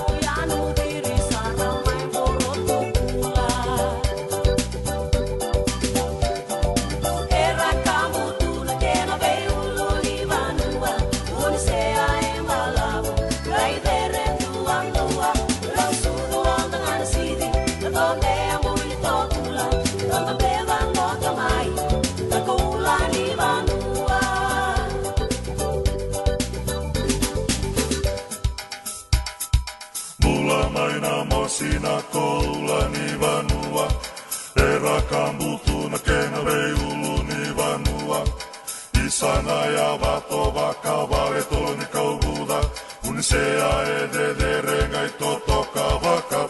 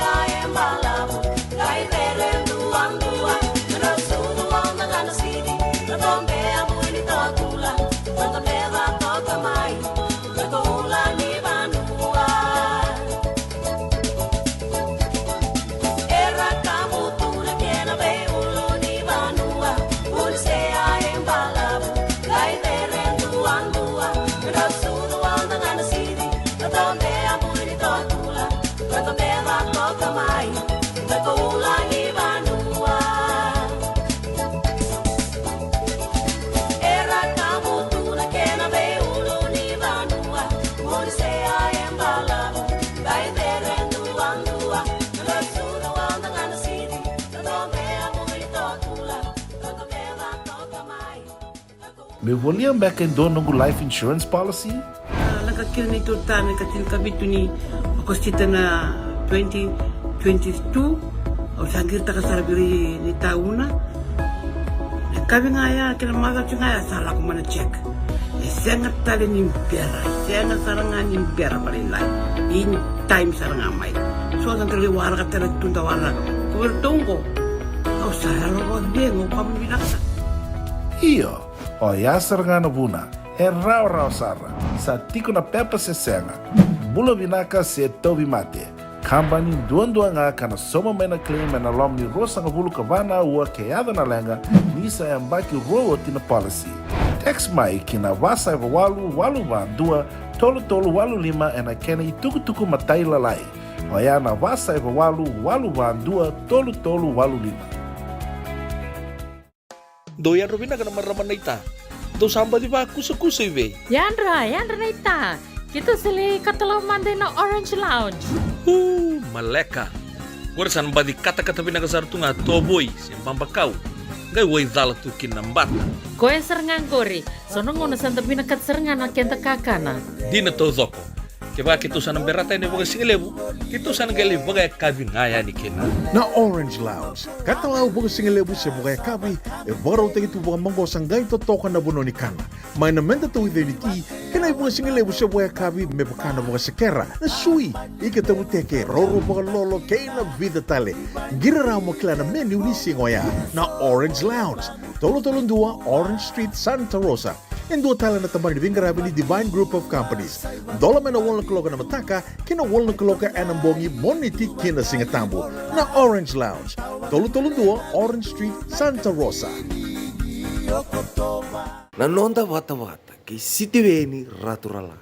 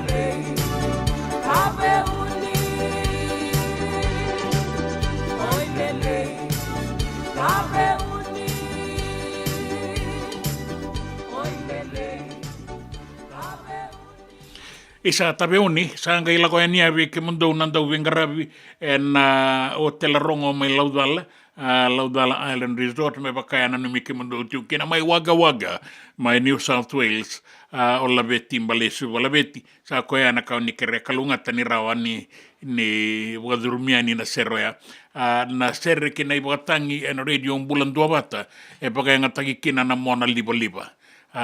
Ni sa kere mai, na serea ka senganiti ko na tua na singandainda isanga ibangangar na mona liba me bogara rai kina mawi matau ida ke ra mawi matau ne otia sana ngai kunea ke baka kunea sana ngai kota mai we ke moni marau taka nei tabi nei Georgina Lendua na singa lebo ni kwenda na bogara rongo kina dua na itukutuku mai na tamadaga ni visa kanda na ngai bogara rongo talenga kina itukutuku e viti keina vea sai borbura na itukutuku ningeto keina raki. Dona kisi ke toa lingarava. E tō la dorvor tō kambatan dona bai ni waka tō waka matea na waka. Kadi tō kaya no tō ke ni waka. Kem tō kila angore nongu waka. Chiko lo iku sen ke bonongo. Kem tō kila ni dala kanto da kaba chiko lo sen lewa. Saka de bena kisi. So me bena kisi o sin kila o asen tu vea na list non tō kisi. Kango kaberto boys mai do kilani dala se anke to sin dala ke la ko lo mai andur na mate maramani lewa o sa babinaka ko no reiso mo ko no milaulu male to ko na ron to da bali le minute to kuna na kandina awasin nama kana karto ale ka eloma sandur matai ba madala ta kana da mando ba mate ki na waka e una lu ben tui nongu tutu na tui ni banongo au le wana buaka au le wai koea. O koea e sini kai bonongo koe ba awa chinga miki. Lako na kena karua. Wa madala taka na dhabos wa matea kena buaka. Ka ko nungu ratu e ngone vino na ratu koe bosa utia. E una kai bonongo e ulewa. Anga ya no kena katolu. Sasi kena leni wa bosa babinaka. Kwani dhubu sombo. Ka koea nungu nana nga nenra unonro ratu. Oya ubasu turanga i korongo. Kena balambale ana kake de utara e warindu era ni bosakina. Na lawa e dhithi ngano na dhithi. Law is law. Ni otaraba kata onda doni ndone yaya sega ni nomu. Rachaji tu kinongona lubenda. Offense of theft takes and carries away without the owner's consent 9 to 15 years imprisonment. Vite tona kina bekenda to ya na singo ya na itutongi anga itau veitui. Ve liuliu ni abusa. Baleta ni awara ni babu lider to ke o turanga mo baka turanga oren tuku ni koya oren toka turanga e marro na tamata bulangi e marro na yau ni banua na babu bulia ya na nona dono ngone me baka bulithi baka dono en rauti ko nan dono ni ngone e senga ni ndua na nona dono e tuiki o ko me lawai ko bate koya o ko ni dhuri na mata ni ko rivuli align his hundreds of rights to the 100 school rules. Ni dhuru loma ni koro, alain taka na nonan dono, kina lawa ni koro. Ni dhuru ki bali lotu, alain taka nonan dono, kina lawa ni lotu. Iyo sa tunga na lawai, da turanga se tau wanua o ratu se o eandi. Sa tunga na lawai wau di kenta tau doko baka tau Vata. Vena ka lebu na itukutuku ne una isi mati wai, mai na tambadaga ni visa. Una numa me duro rao i kendo na kena i wakalanga au nimbera na i tukutuku e na nonta vanua kena vea sai urabura.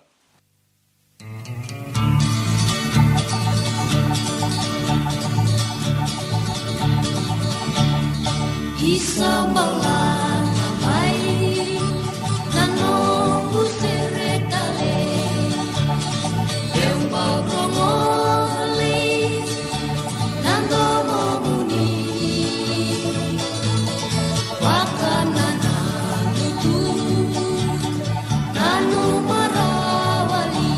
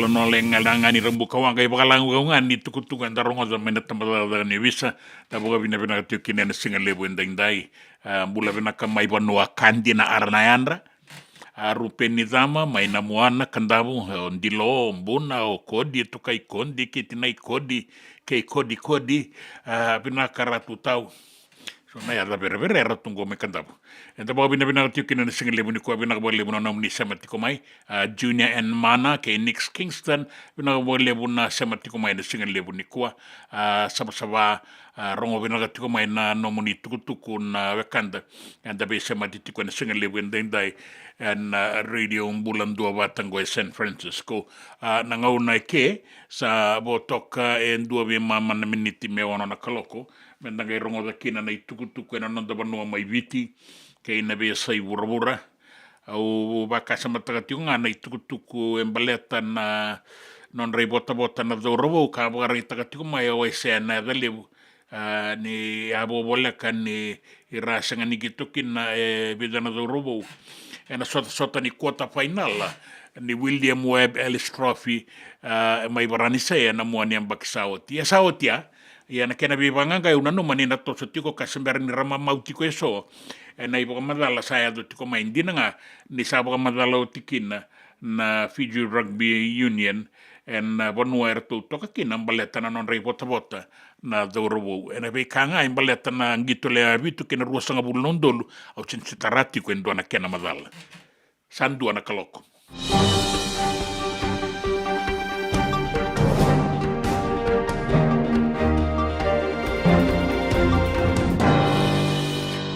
Sabada barana matanitu na nona ituba ni be baga torda ketaki me baleta na Bula Raramba me adoboyani na ruana undolo rua sanga bulu kadiwa ngoe wilikina na be baga baletaki na inisua ke na bagandetaki ni tuba ni Bula Raramba me buke kenda na lewe ne bonwa na tuba ngo kaedana na National Development Plan na ruana undolo rua sanga bulu kalima kina rua sanga bulu kadiwa na ulutanga na ulumatua ni tuba erto boga zorango na numi boga mbimbi tiko kina na ba kaombo ko taki ni bulan rabu e viti tutungo ya boga rita kama mano kami da na ibuke ni Prime Minister ka ni National Development Plan sa boga rauta ki ngomba letena ambaki katumai kina rona undolu ruasanga bulu kadiwa ba kotora kina evida na tuba andua me bagalai taki se saba kaombo ko taki saranga kina na bulan rabua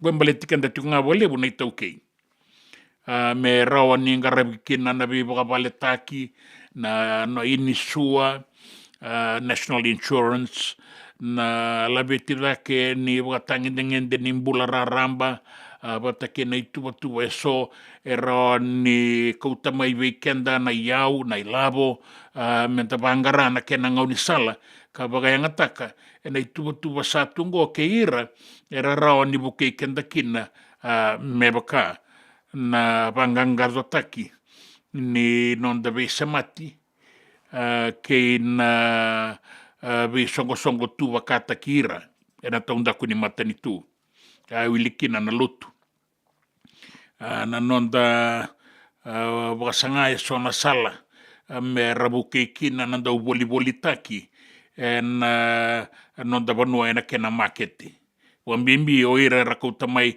na non raiboli mai na koro meranda ukauta mai ena be ngauna so mai boli taki ena banua ni lakabaka sa tiko kina na tuba so membaleta na boga toro lakataki ni taundaku ni koro lelebu ke na non dabe korona tiko ni bangalala ya kaina kimai sanga ni nduanga na kena iwali tiko bunga na tuba era ni izagagataki kina na tikina ngo kakaya na ibuke ni Prime Minister ni na sanga tiko kina na non dabe toro lakataki me rao ni binakadake na non dambula ni raoka.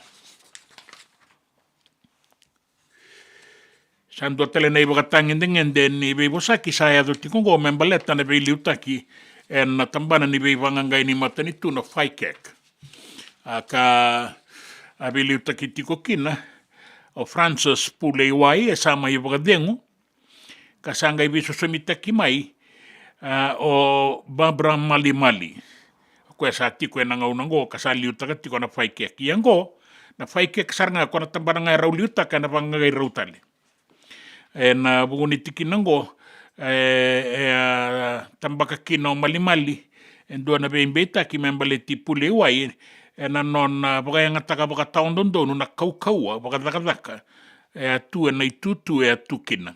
Baleta, ni atu kuna o pule uai me laibeso mai o Mali. En dina nga ni sa tika bu dhaka rotiko, e na whaikeke na itutu baka vili utaki.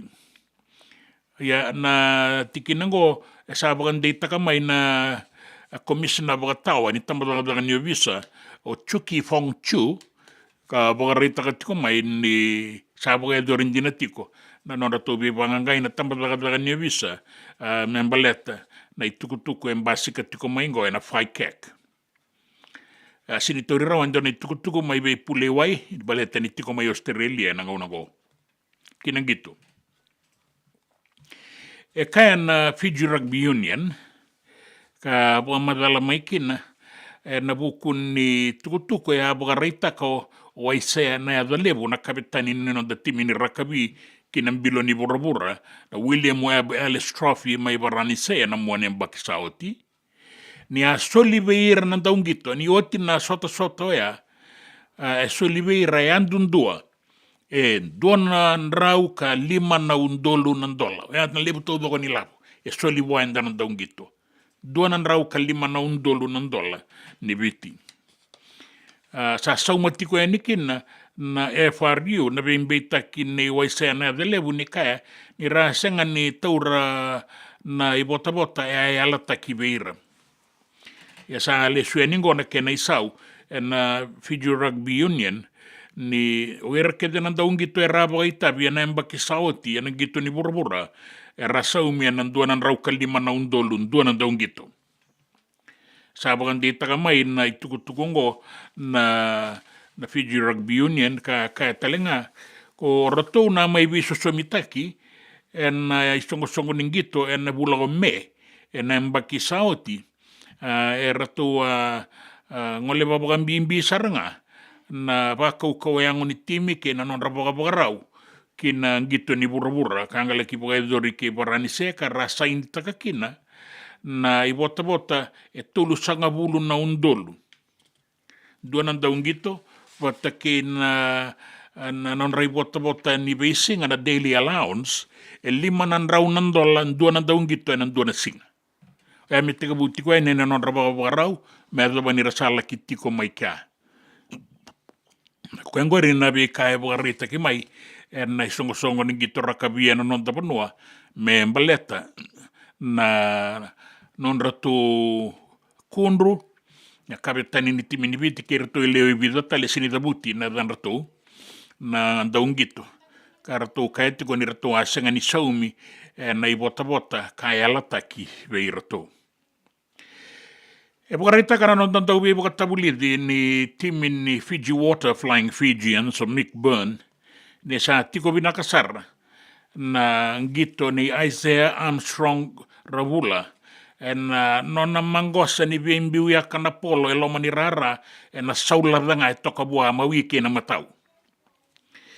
Na non na manggosa na daw robongo na itutu ni fullback kasala king gito tiko kinanggo may chapandi e buke boga lebu na toso kiliu ke na kambakoro ni timinibiti na non na mangosa ni boga tangeta na polo na ponu endondonu merato tiko kina e kaya o Mick Byrne ni sabaga tobole e vida na tuba membaleta na do robongo mela ingito kina ya rawata boga binaka keditiko baleta na saulava tiko boa lau ngai mangosa ngai rawakina na toso kiliu na timiniviti na pono bimbiu ya kakina na polo kene mbale ni sember ni kabiba kitiko mai na dan rado robo nangito na muani madongo na final ni PNC bakabiau sabangan data kitiko ngo ni Armstrong Ravula na tauratale na itutu ni fullback na batini kalima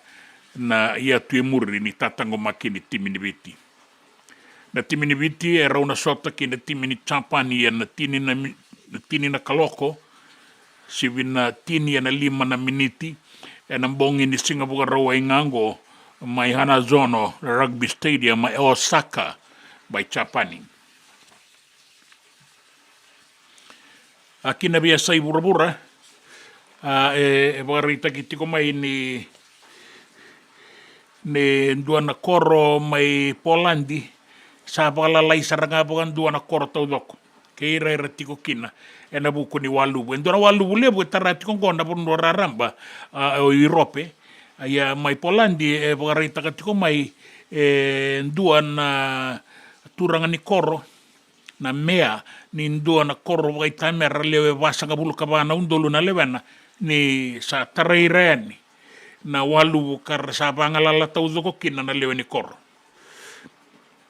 Ngona ai tukutuku e bukarai takatiko mai o mea coal blast baleta na kena sangai mera sa maroroi mandanga na lewe ni Bula Duavata kena non riau sa biutu mai na vale kan biutu mai na bikake de mera sa nro ni saya do mai na walu bule sen tauri ra to do ko na wili ni mate e beira era bagalenga ia na walu bungo ya na numinga ni na singa moniti wale mandanga ra toileti ni kaono ra to walenga e vida talenga era sanga mai lenga ngo mai na bono Romania so era maboa era ni ki Austria ke na Czech Republic ke Polandi na bono sa tatarani ki na rabu ni dua na walu bulebu sa tarati kongo na bono tau doko o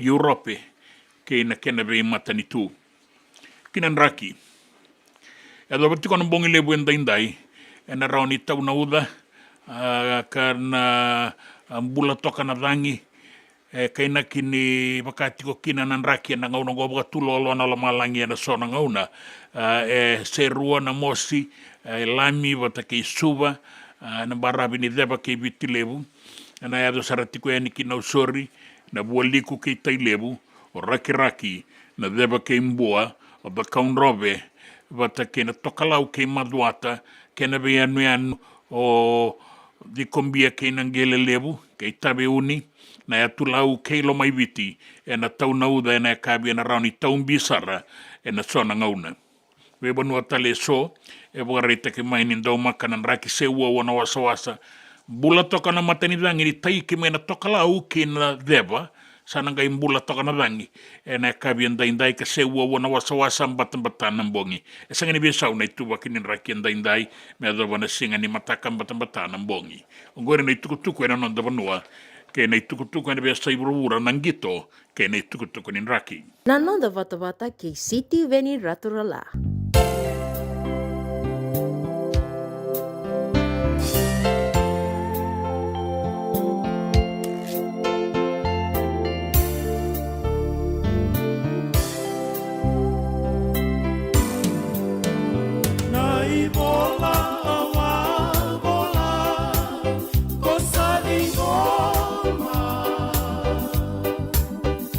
Beka kene awa tukuna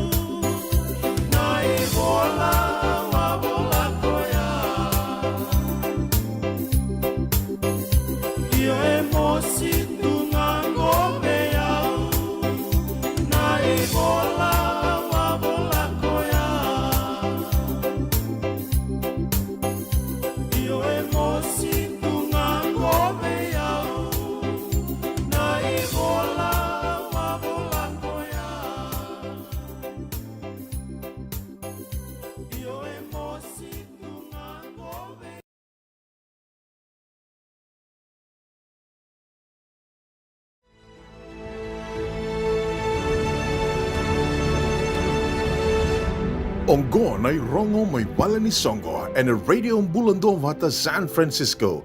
Me Kauti Keda Vata mai.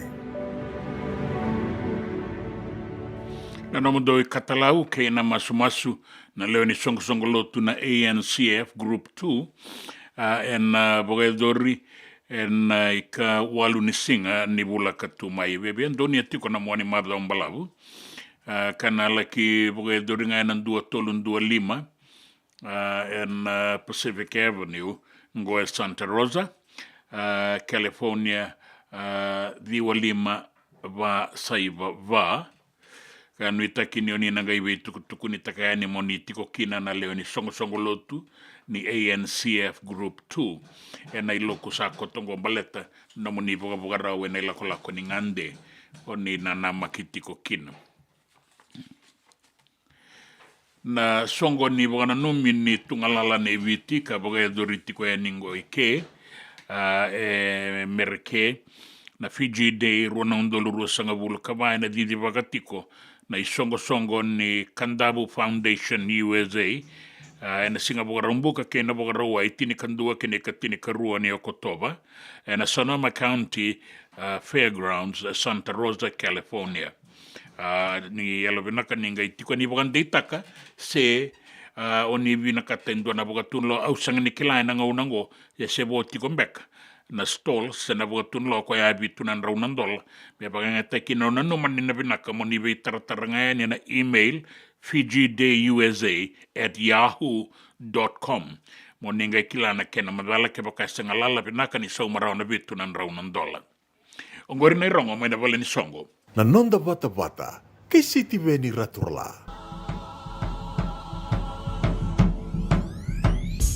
Let's go!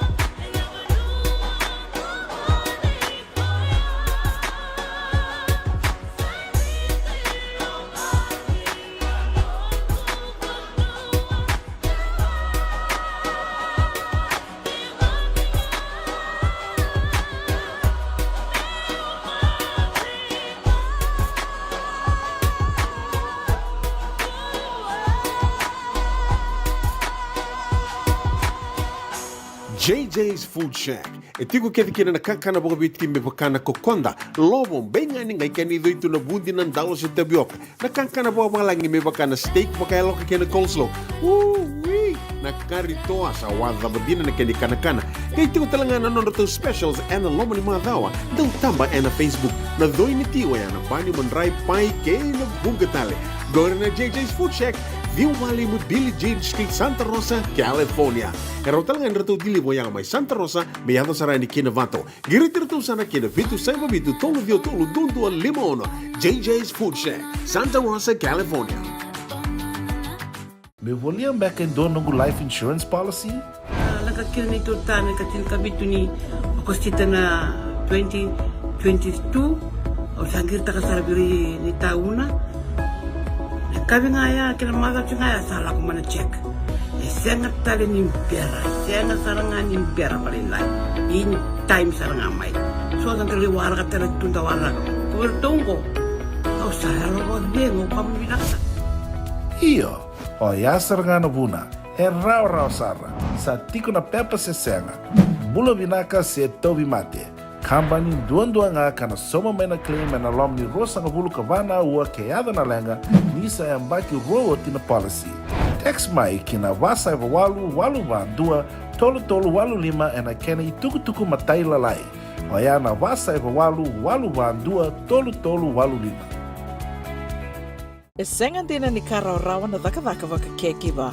Ia endona kainda wipu ke kawaka mamanta taka tuna bengaravi o ia ke tuna kenda to kakana.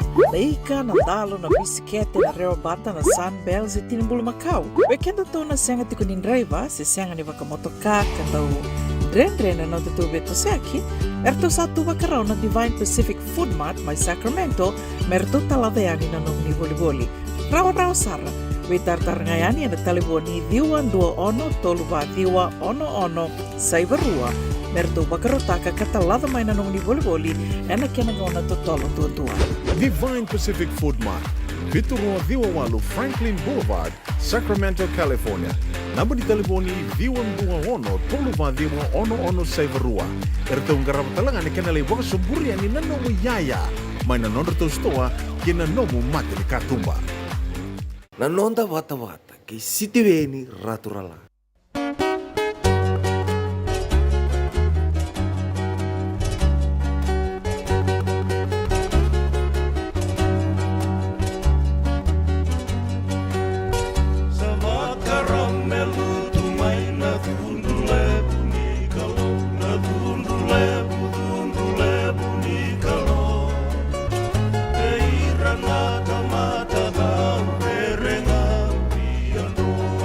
Renga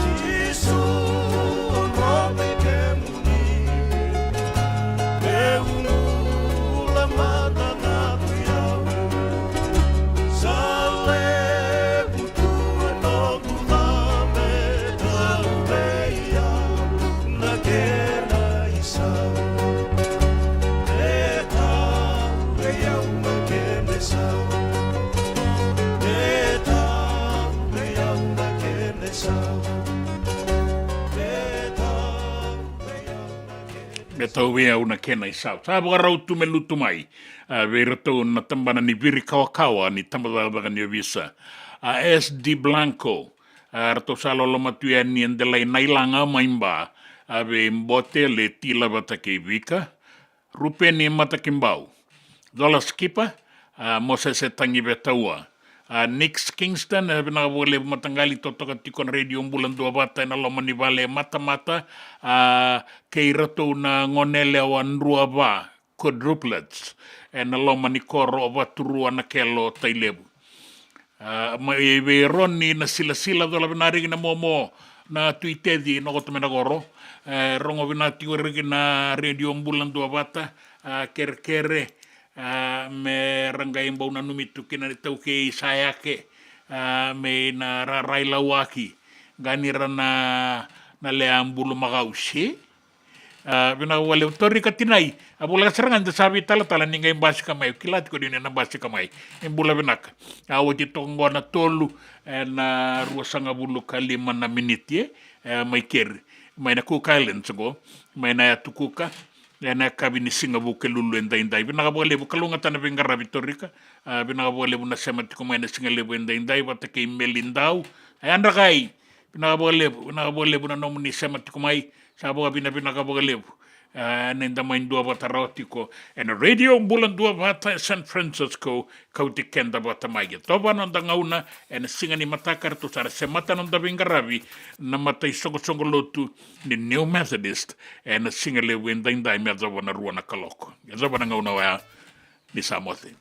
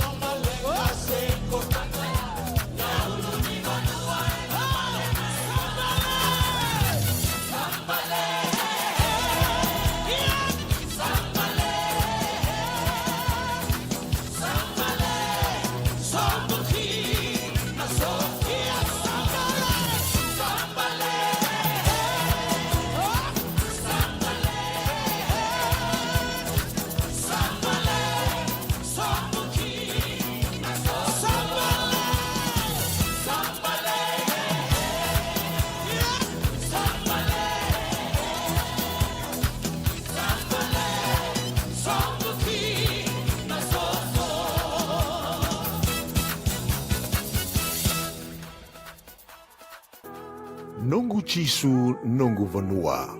Warotaka na New Methodist Christian Fellowship USA. and a Radio Bula Duavata San Francisco me Kauti Keda Vata mai.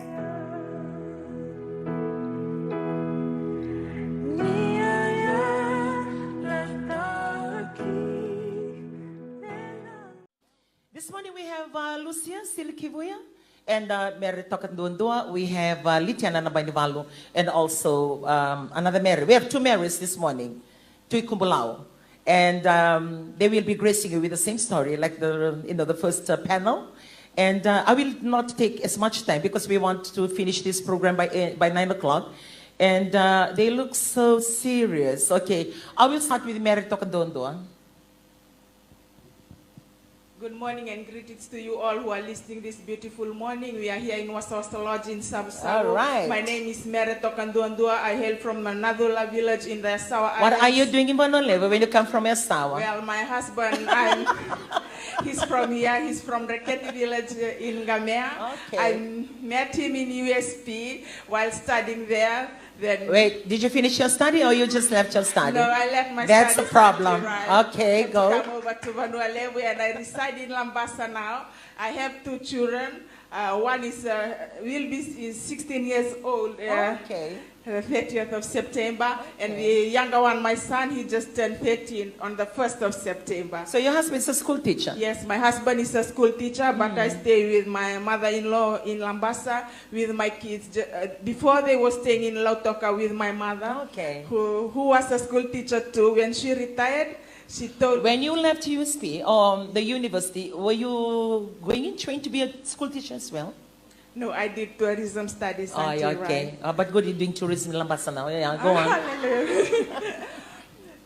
When COVID struck, I had asked my husband, like the feeling of missing my kids. Yes. As we were in Sangani, it's very hard, especially with the network and trying to get to call them all the time. So when COVID strikes, they had to come over, and my husband said they had to stay with my mother-in-law as my father-in-law passed away. So I had to stay with my kids in Lambasa. But my husband, he still teaches in Sangani High School. Okay. And now as we are in Lambasa, he just comes over during the weekend. So during the weekdays, I just stay with my kids. I'm blessed to be part of this ministry. Auntie Ryan, Gaselew, whatever we went through, God knows. And we are still here, though we were not part of any zone, like we know in the church, without portfolio. I just told my husband, we have to, the teaching in this church, we can't leave. We just have to stay and look after our kids, especially if you don't have look after a zone, at least we are HQ staff. We are just running the things mostly at the back, behind the scene. My husband is an executive service here in the north, and I'm a program role staff. And most of the time, my senior man course in the division that I belong to, which is logistic division, Auntie Sai and Auntie Ili, the mid-manager, they both work in the secular world, but I'm the full-time in the things of God. And that's what I love. My husband too, most of the time, he takes his leave. He goes leave without pay during evangelism just to attend. When Gaselewu comes, most of the time we have to go together in Wairiki, in Langi, in Natewa, just for the things of God. And I love and I'm blessed to be part of this ministry. And most of the time, the things that we don't see with our families, and here in the church, we are blessed. We go to places we've never been to. Even eat food we haven't even eaten in our homes. And I am blessed to be part of this ministry. I was part of the Senate pastors and those teams that went to Meru Christian Center in 2015. We just had to attend one program in Nambadi, and Gaselev had to hold one workshop in Sabu Central, Bunikoka. Then he asked, anyone from Lomanitomba is here? We were part of Lomanitomba then. And no one was there except for us. And Talangasete, he had to tell Gaselewu, only master from Sangani is here. So after that, Gaselewu just told us, after this we meet. And we had to sit in front of him. And he asked us, you two in Sangani? Yes. And said, the following week, it was the leaders boot camp in Nandave, that we were still Rangasenilo to back then. And Gaselew said, I want to see you two there. That's how we came to NCF, and we went to Nandave. Then the following year, 2015, we had to go to Meru. And 2016, I was also blessed to be part of the women's program that we had to go to Dubai. Since my mom, she was a school teacher, she just retired. And she ceded to my fare. We had to go until you would vouch for that. And I'm blessed to be part of the ministry. Though I'm full-time in the ministry, I love what I do, just running the things at the back. Whatever I went through, until I'm blessed that we were given the opportunity to go back to Ngawa Zone. When we left South Central, we had to go and stay in Sangani. We were running everything in Sangani. I always tell my children, we can't go anywhere. I say, although we don't have any zone, we'll be here. Whatever the teaching that we are being taught in this ministry, we can live.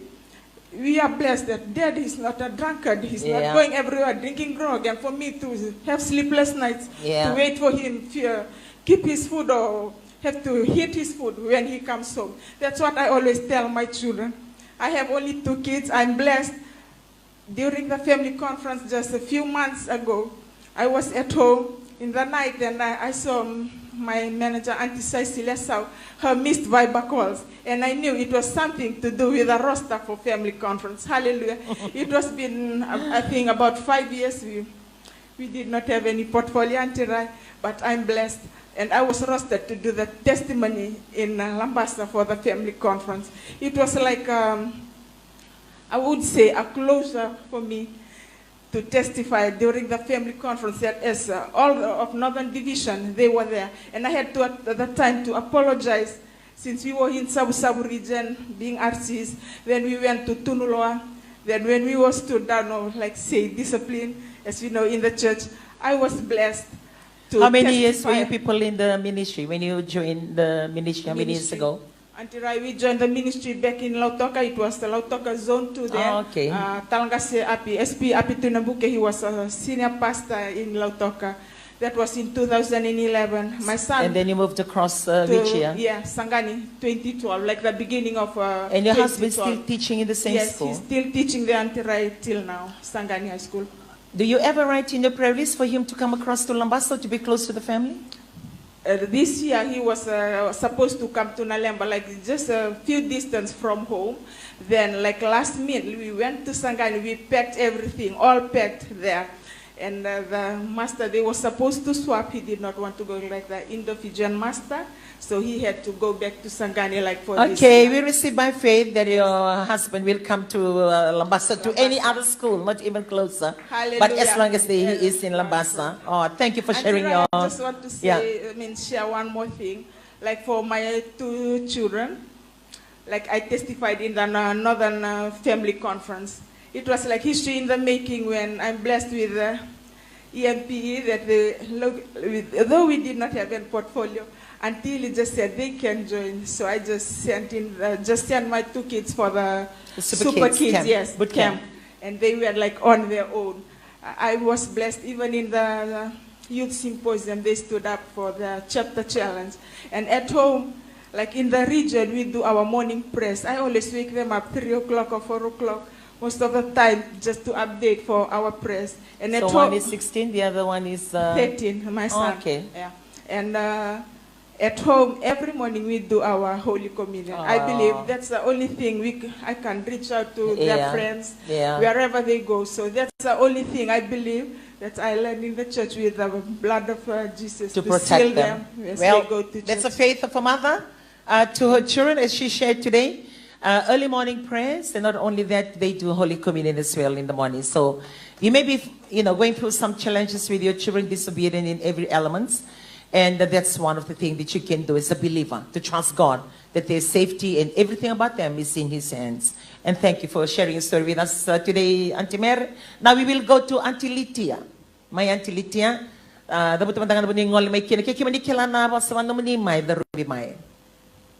Naka naguilaw Litia ng may tonga.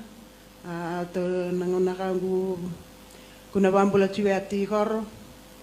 May bandamdamu tabu kay him to horror na tadingu nanganengu ba din business yung may suba au bambula chua to bikem to na bangbang sim na umini wala bigen to talangan na vengo to to Lambasa Ibida na luvim? Ertuleva antirai. Kung kastinda samba ki vida? Kung kastinda ay ambaki rosangavulu, katalava ay ambaki chinkawalu, rongone sara ochi chinkarona ambaki yo kirunge valu bintale. Endo ay ambaki ono, na ngone sara nongone lewa ay ambaki iva. Oy, kibilis ni baka na rin din marami ambaki rosangavulu na luvian. O talitaktal nga naman nimbuni nga.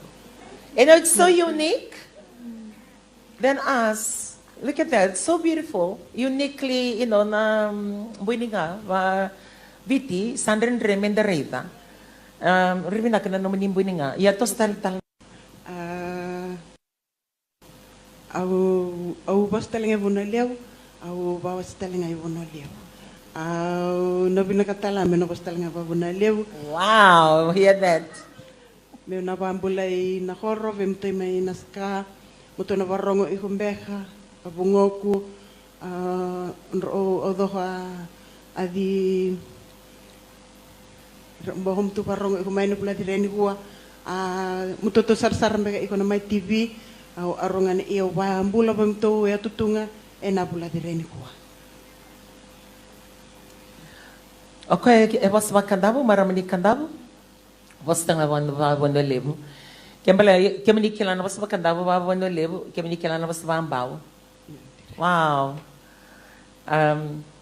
Ni ko mas makanda bo kemini tuko na ni ndo nangani mo ni bang business ko suva na naman na business. Ka antira orto o yang dondongan na lumani matu vale o lotu chico. Okay. Orto na kena orto chunga na tambana liu. Ko ba di business chico na korobini lang. Yana ni tu senem na korobini lang. Sangi di bak chunga ngo simberni ambakindo. Sangai bidu chungango na bula, ko bolteki yang na bolteki ika. Okay. Kata lagi ni sota lagi. Eu preto isso va. Daí kalak may kandago. Iya. Wow, there. Fish. Kaya ni awarta kan ko na no ni vida na bakin no ni may samay tunggay bonolevo. Patikin na bulay ko ron wasabi kaya mini ko na bulay ko lako dorban bising. Ron weekend na marama barong chiko weekend ni ko. Iko kaya tiko ni oti na ron do luvia mo raw. Oti do na balavo. Ngay may waluwin tayo. Nanduin-duin niya bakin bola birto na ngoni na tama na kaya na kay ko sa tabi bale. May pakirang ngoni randoyan na bibala rin niya bimbara yun ang gito. Yung kong balatin nindo na yung wasili bichiko lang na baki na tama na kaya nanduin di bibale. Antira au bakila na kaya nanduin di biro nang gaste. Oro ngoni malwa, rundo barongo. Nabingo na kaya yan, nangon na kito sa chuki na tama na libo. Nangone kitula kinilot si kitula kundona vanua ndona korme dak na songo oruna tonga ya sango na sininduri nakanga solibera oruna kania ndundi me vera nangone vero nangone sarni ochichin ko rona embaki oru bibele bunon rumbul roadede.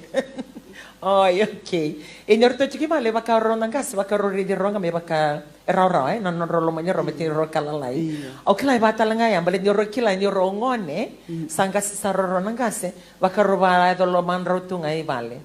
Yan bate tali na me baya na kena rekem ni family planning se. Oh, okay. Well, beautiful story she's sharing, the gap between the ages of her children. How many years na gap ilama? 12 years. 12 years gap from the 2 to the 2.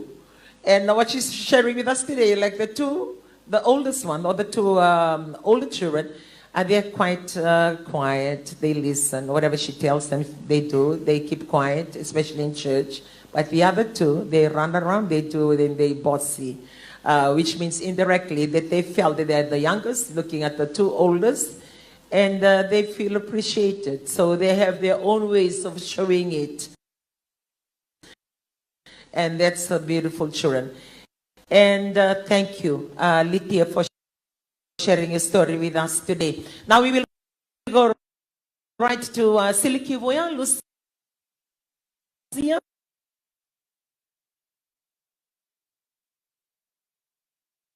May Lucia, que bonito que estar me ver, Lucia. Boa. May. Naka. Doon na ba rong be yung may na mahula rin singin ko.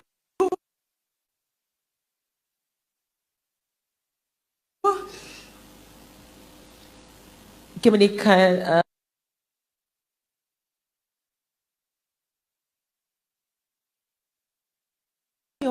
Siguro ko bikin mo na koro na matagal.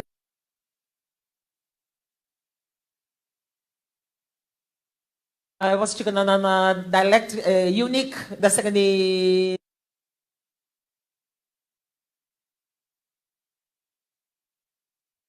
Lucia. Wang bulan nga naman gumaabo balen do bulan.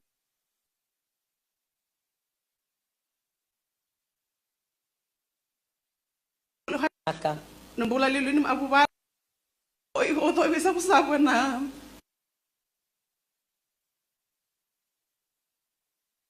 Maaabo la rin singin ko. Ang mantaw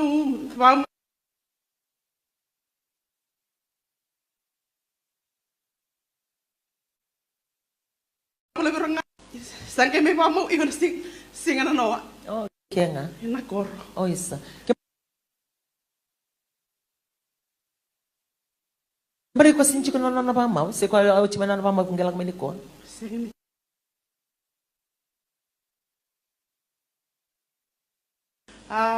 Au manda pamatalahin yung nga. Hadang golu siya silki buya. Hadang may nahoro na sabo na hindi may buwa. Au nga nalaman ni Horon, nawain dos sa lebo may buwa, olo kalasi walo iho. Nasa kula waldo beng karabi hina, au beng karabi ba kinta katin teacher, yang bahibi ang beng karabi mena Horon ang buti ni may serua. Sangke may olo ang ganyan pa yang beng karabi iho nalaman ni Horon nga, au bawa ihin na mahabol rin singin huwa.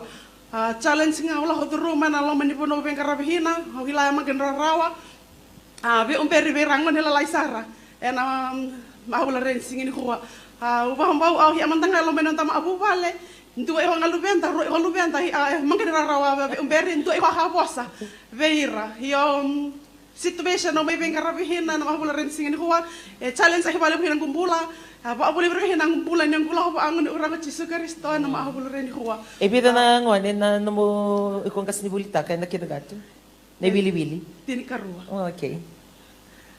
Au wabina-binahin na nga vera umpo na lomin hor ni bulaw ben karabihina. Na lomin hor na wendo ni bunga nga una hora soli-soli au umbere herale buhe ang rambulan ni maabu bale ang rambulan Pambimbi so teaching. Aurong ada lo mani ministry ngo untuk apply hina na budang ko panuan yang ko bengkarabi. Bunga ngau na rale pa buli tabi ran rambula avenra, bula wahan ran rambulan rai umbu-umbu. Na be khau buli tabi na kaya na lo mani ministry rengoy untuk apply hina berang ko ne unti pandi buhe pa halebu bara ra hina berang ambulan yang ko bengkarabi. Ena ini nyambah ya sama igo hina na lo mani ministry o bengkarabi igo hina. Total, sako. That's Lucia's story for us today. She's actually sharing in her dialect. She's a kindergarten school teacher, right in her village in Waindo. And she teaches a group of kindergarten of 12. And according to her, what makes it easier for her to teach them is the teaching that she hears from the church. She tries and helps these children to understand. And the feedback that she receives from the parents, that even these children, when they go home, they bring that and impact their home as well. And you know, what a beautiful story. And according to her, even for 2 or 3, we can napalubi ni ruwa tola nang wan meragay ngon sinchi ko malwa tama ni nakatakalim yo ko tini karua ko e pabinak takino ko na kalo ni ndo buki ko na gasibula awanda nga ndo kaya. I always you know, admire the teachers. I mean, she's a kindergarten teacher. We have Auntie Sai Sila Sau, who is a school teacher. We have Auntie Sai Turangavo, who is a school teacher, high school teacher. And I always admire them. How do you cope with that number of children in your classroom? And especially so for the classroom, like if I think of my grandchildren, I only have 4 of them at one time at home, with 2 of their friends. And I'm trying to imagine if I continue to, you know, keep still, do that. And imagine the teacher having 40 in their class, or 30. Boy, I salute the teachers. And the patience that they have, to look after the children. And part of that story, she's a kindergarten school teacher. And managing and looking after that 12. And, as I listened to her today, more passion. She's got a passion for those children. She doesn't teach because it's a profession she gets paid to do. Second ballet ni so many ngas ni wuli orongo di ko chini ko orongo da na lomana na talitaka marutaka na taka mangas ni wuli bir na kindergarten. Ni kindergarten ko retondo ya ko na kai chika ni na vosa singing dindi vara. Na primary school. Na bochi da kai ni bir na vosa ni makokoran dambe. High school okila ngona go they have their rights to talk back to you. But bir na ngone lalai go se baka ngada ngone revivective alo kila ka to na no gutal nga korto kalalai. Ola ko may niko mo la ko may do na makumbuko ko ngone tuto sangay na mo adi no na pajamas ka ke. Ko ela ko da kene na buno na ko may kinasari de ka ko you going without me, I'm going without you. I have some things to do this morning. But you need to take me. I can't take you. You need to go and brush your teeth, do all those things. But you need to take me. Sa tiga bumbuto-buto. Ko na matagali am da ngayon doa. Ngo ay tinikarua. So, dapat binakataka na no Bula na I mean, I don't mind sending my granddaughter to your class. She has the heart to teach and the love for the children. And I would say for Nawaindo village, we came in Nalubi village ko be kwaya and the kindergarten came in Kalungata. But the rate to bear Ramaroi Sangolanga iralomani. Binakabaliw. Now the tino to maramani ko may. Many antirayo sa tiyaw mo edon nga nanonggu talon na matak binakin singin din tayo pambauta na lomani kormen window. Ebung kasar na matabu wale rapa wale sinti kan matak binakin kuwa pambauta. Na barang tak tinga men matak binakin kuwa. Na bandin din tanga na kawasiat kan matak binakin singin din tayo. Bunga na ngauna bunga na tumutong baradorin lumani bali-buli. Ndali ba binakatakan ng kumbula. Bunga na rakin bulla rambula taka may na non resoli nimber ni radura ni lomani korni buli ni ngauna wati kina somanta ngai wati ngai ndona singa era raida na pesa ule bu berna luben yang ke pasang taka ni wati ndo taka taka na temni buli na pesa ule era raida beira wabi ni binakat so na nang itu betung bena lomani korni buli wen gara kina era dole talo no biau so nang era dosing kila na terani matenya lomku so berna resoli na kasar nga pa pulita ni Bere Vale orle panto ton takir tali kina non ritum tau manta pakamantanga 6 bulan ni puasa ta na matag binakan ko ukila ni pakai son pa no esa normal tukina orto na non kukinta gaten orto le pa pulitir sara mantanga non ritum tampo na puasa ta amen tampo na puasa ta ento mantanga na tumbe ngole ni be korni buli kau ko ni plate ko na music box lo menor to vale nge kaya ni mo corona luvena tampo na porongo tang kor na serni setani ba na katai kina na be teaching au merongo tati kana lo mani baingo na mata ko na ken singen dai nampula mangtang ni nonra kila na bible verse ora nunggu soli ko na ngone au kila lain don tan tikiri bola tampo kila itini na benga una ento taka kina pakana isi week na graduation na kavaya oya una itemera takava gospel gospel sengeni to na kava va burra yo va bulita beira na non tikini bola tampo kake tenga besti ko mai na bola tampo na mata na keni kuwa na nga una mantanga le era lo tu kina lo menon rabata bu vale au kila ke muni sarong ata background ke rola ko mai kina pakabiwatini lo manini to koro. Okay, 99% kana 1% tingo kay raw siya ni lewa na kero new methodist do nga lo manikoro. Ayo nanga naman tanga ra pa lo to kina lo menon ra matabu vale. O ira saranga sang usun rti ko me tonda be to masu. Me ato man tanga ni kana masinikana etu ko ni berna tumpu me welcome ta kina Holy Spirit. Aw pa bina nakata kina na non ra bula na mo tang bina kensing endai. Well, there you have it. How beautiful just to hear that. She shines, she becomes the light, and she passes on those little lights to all those little children. And when they go to their home, they become the light. And so encouraging just to hear that. Like what she said today, the basic, sometimes like at home, you hear swears as you wake up, you hear swears as you sleep. For most homes, that's common. But because of the teaching that she teaches in school to the kindergarten children, when they go to their home, and when they hear that, they begin to correct it, or they begin to say, not supposed to do that, or not supposed to say that. But katiko kemni warong chiko matengni ko baleta nawale si Channel 4. We came to na tumbutumbo in Nawaindo village, lak chiko no lube ni na kindergarten na Ito nandoon mo ni Vata na lakoy kaya na luwi mo ni balete ni me kota may sana babuli ni sintalitaka biak na sana ngona iyo na feedback kay kachiko ko no mo ni marota ka na bisaw ra kota ni na luvenda kala ni na luvenda tali vale mo ko na age group ya na kaira tu ko ne baka you find it so cute baka da kawitaka menendo ko engas e kay chiko weekenda so da babi nakataka na no mo ni vingoma na bi kabobora kota ni no mo ni vale melitiki ni non rambula bina kamali bina biba kabauti en na non rambula bakang gasnibuli en na bonoy bakay tabitiki ko etiko kin yakima ni kalungata ni do na maramang gasnibuli estengol nga ning graba merabuli na kabakabuko kena kani kilaka e babuli vi restaurant na velu ni bula kena moral values ni ka eroni susungi kin kalabi kima miso samber na babuli vir sabuli da na bi ka keder nga yada na primary school high school sarandingi taka na kamera rongota iyo ko na tambangonia se tambangone fresh sartunga merrongoda ratungan ningon na ratungan na kina namba kini bula esa na define ta kana non rambula erna ni lak talbe kana do tal bonora lak tal ni burbur ratasis ni bonor lakina erna seng ni ngole daba nendo ngon na lak kina na korrebulia ner se kalilai na memory tortu erna seng ni ngole daba Tomanda, vinakatali malibu. Vikim do na lomani kor, bako de chikona lubi muni, en korni buli, e venga rabikina, o antilisia, astili kivuya. E nikoa, ne wote tini mara na vai temti weekenda, o antimere, tui kumbulau, e na vosti weekenda, ne singa vinaka nikoa.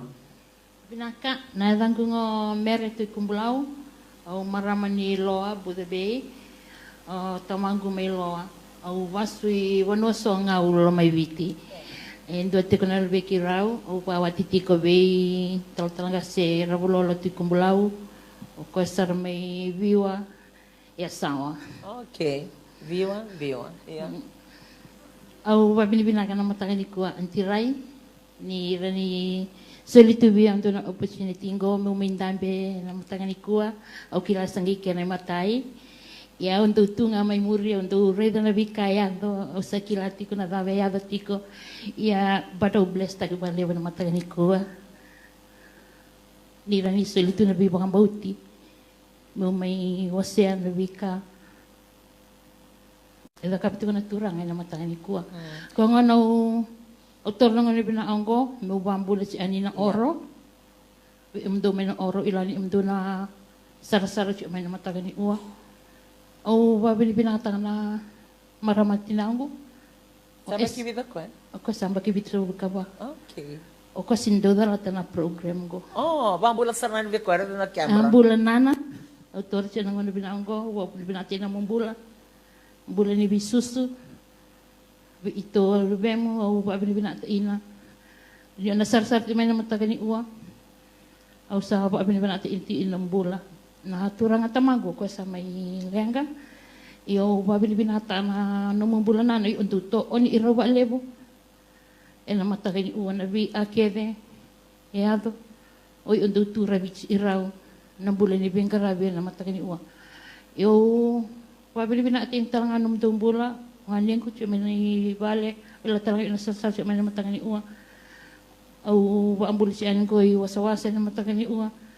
Iyo sa bless ta iba alebang gumbulan nila ni mayo dotu may maintambe na matakin ni uwa may uwa ambulten inabi imando na matakin ni uwa iya antiray o yaon do ausalagan na kabi sa tuuna turang nautingko oy ko sali batu bi antiray mabuko ni itala no na no au kan ali ko boso kaya chikong garmay au kan boso tiaw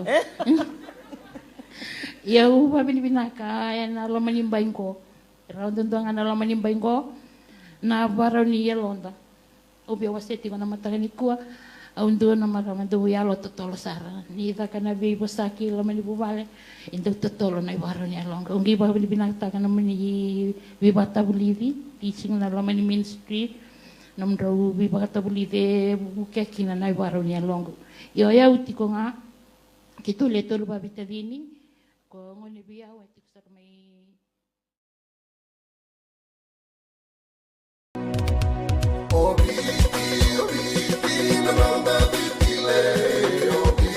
Nanda Vata Vata ki City Veni Raturala and a radio Bula Duavata, San Francisco. Me Keda Vata Mai.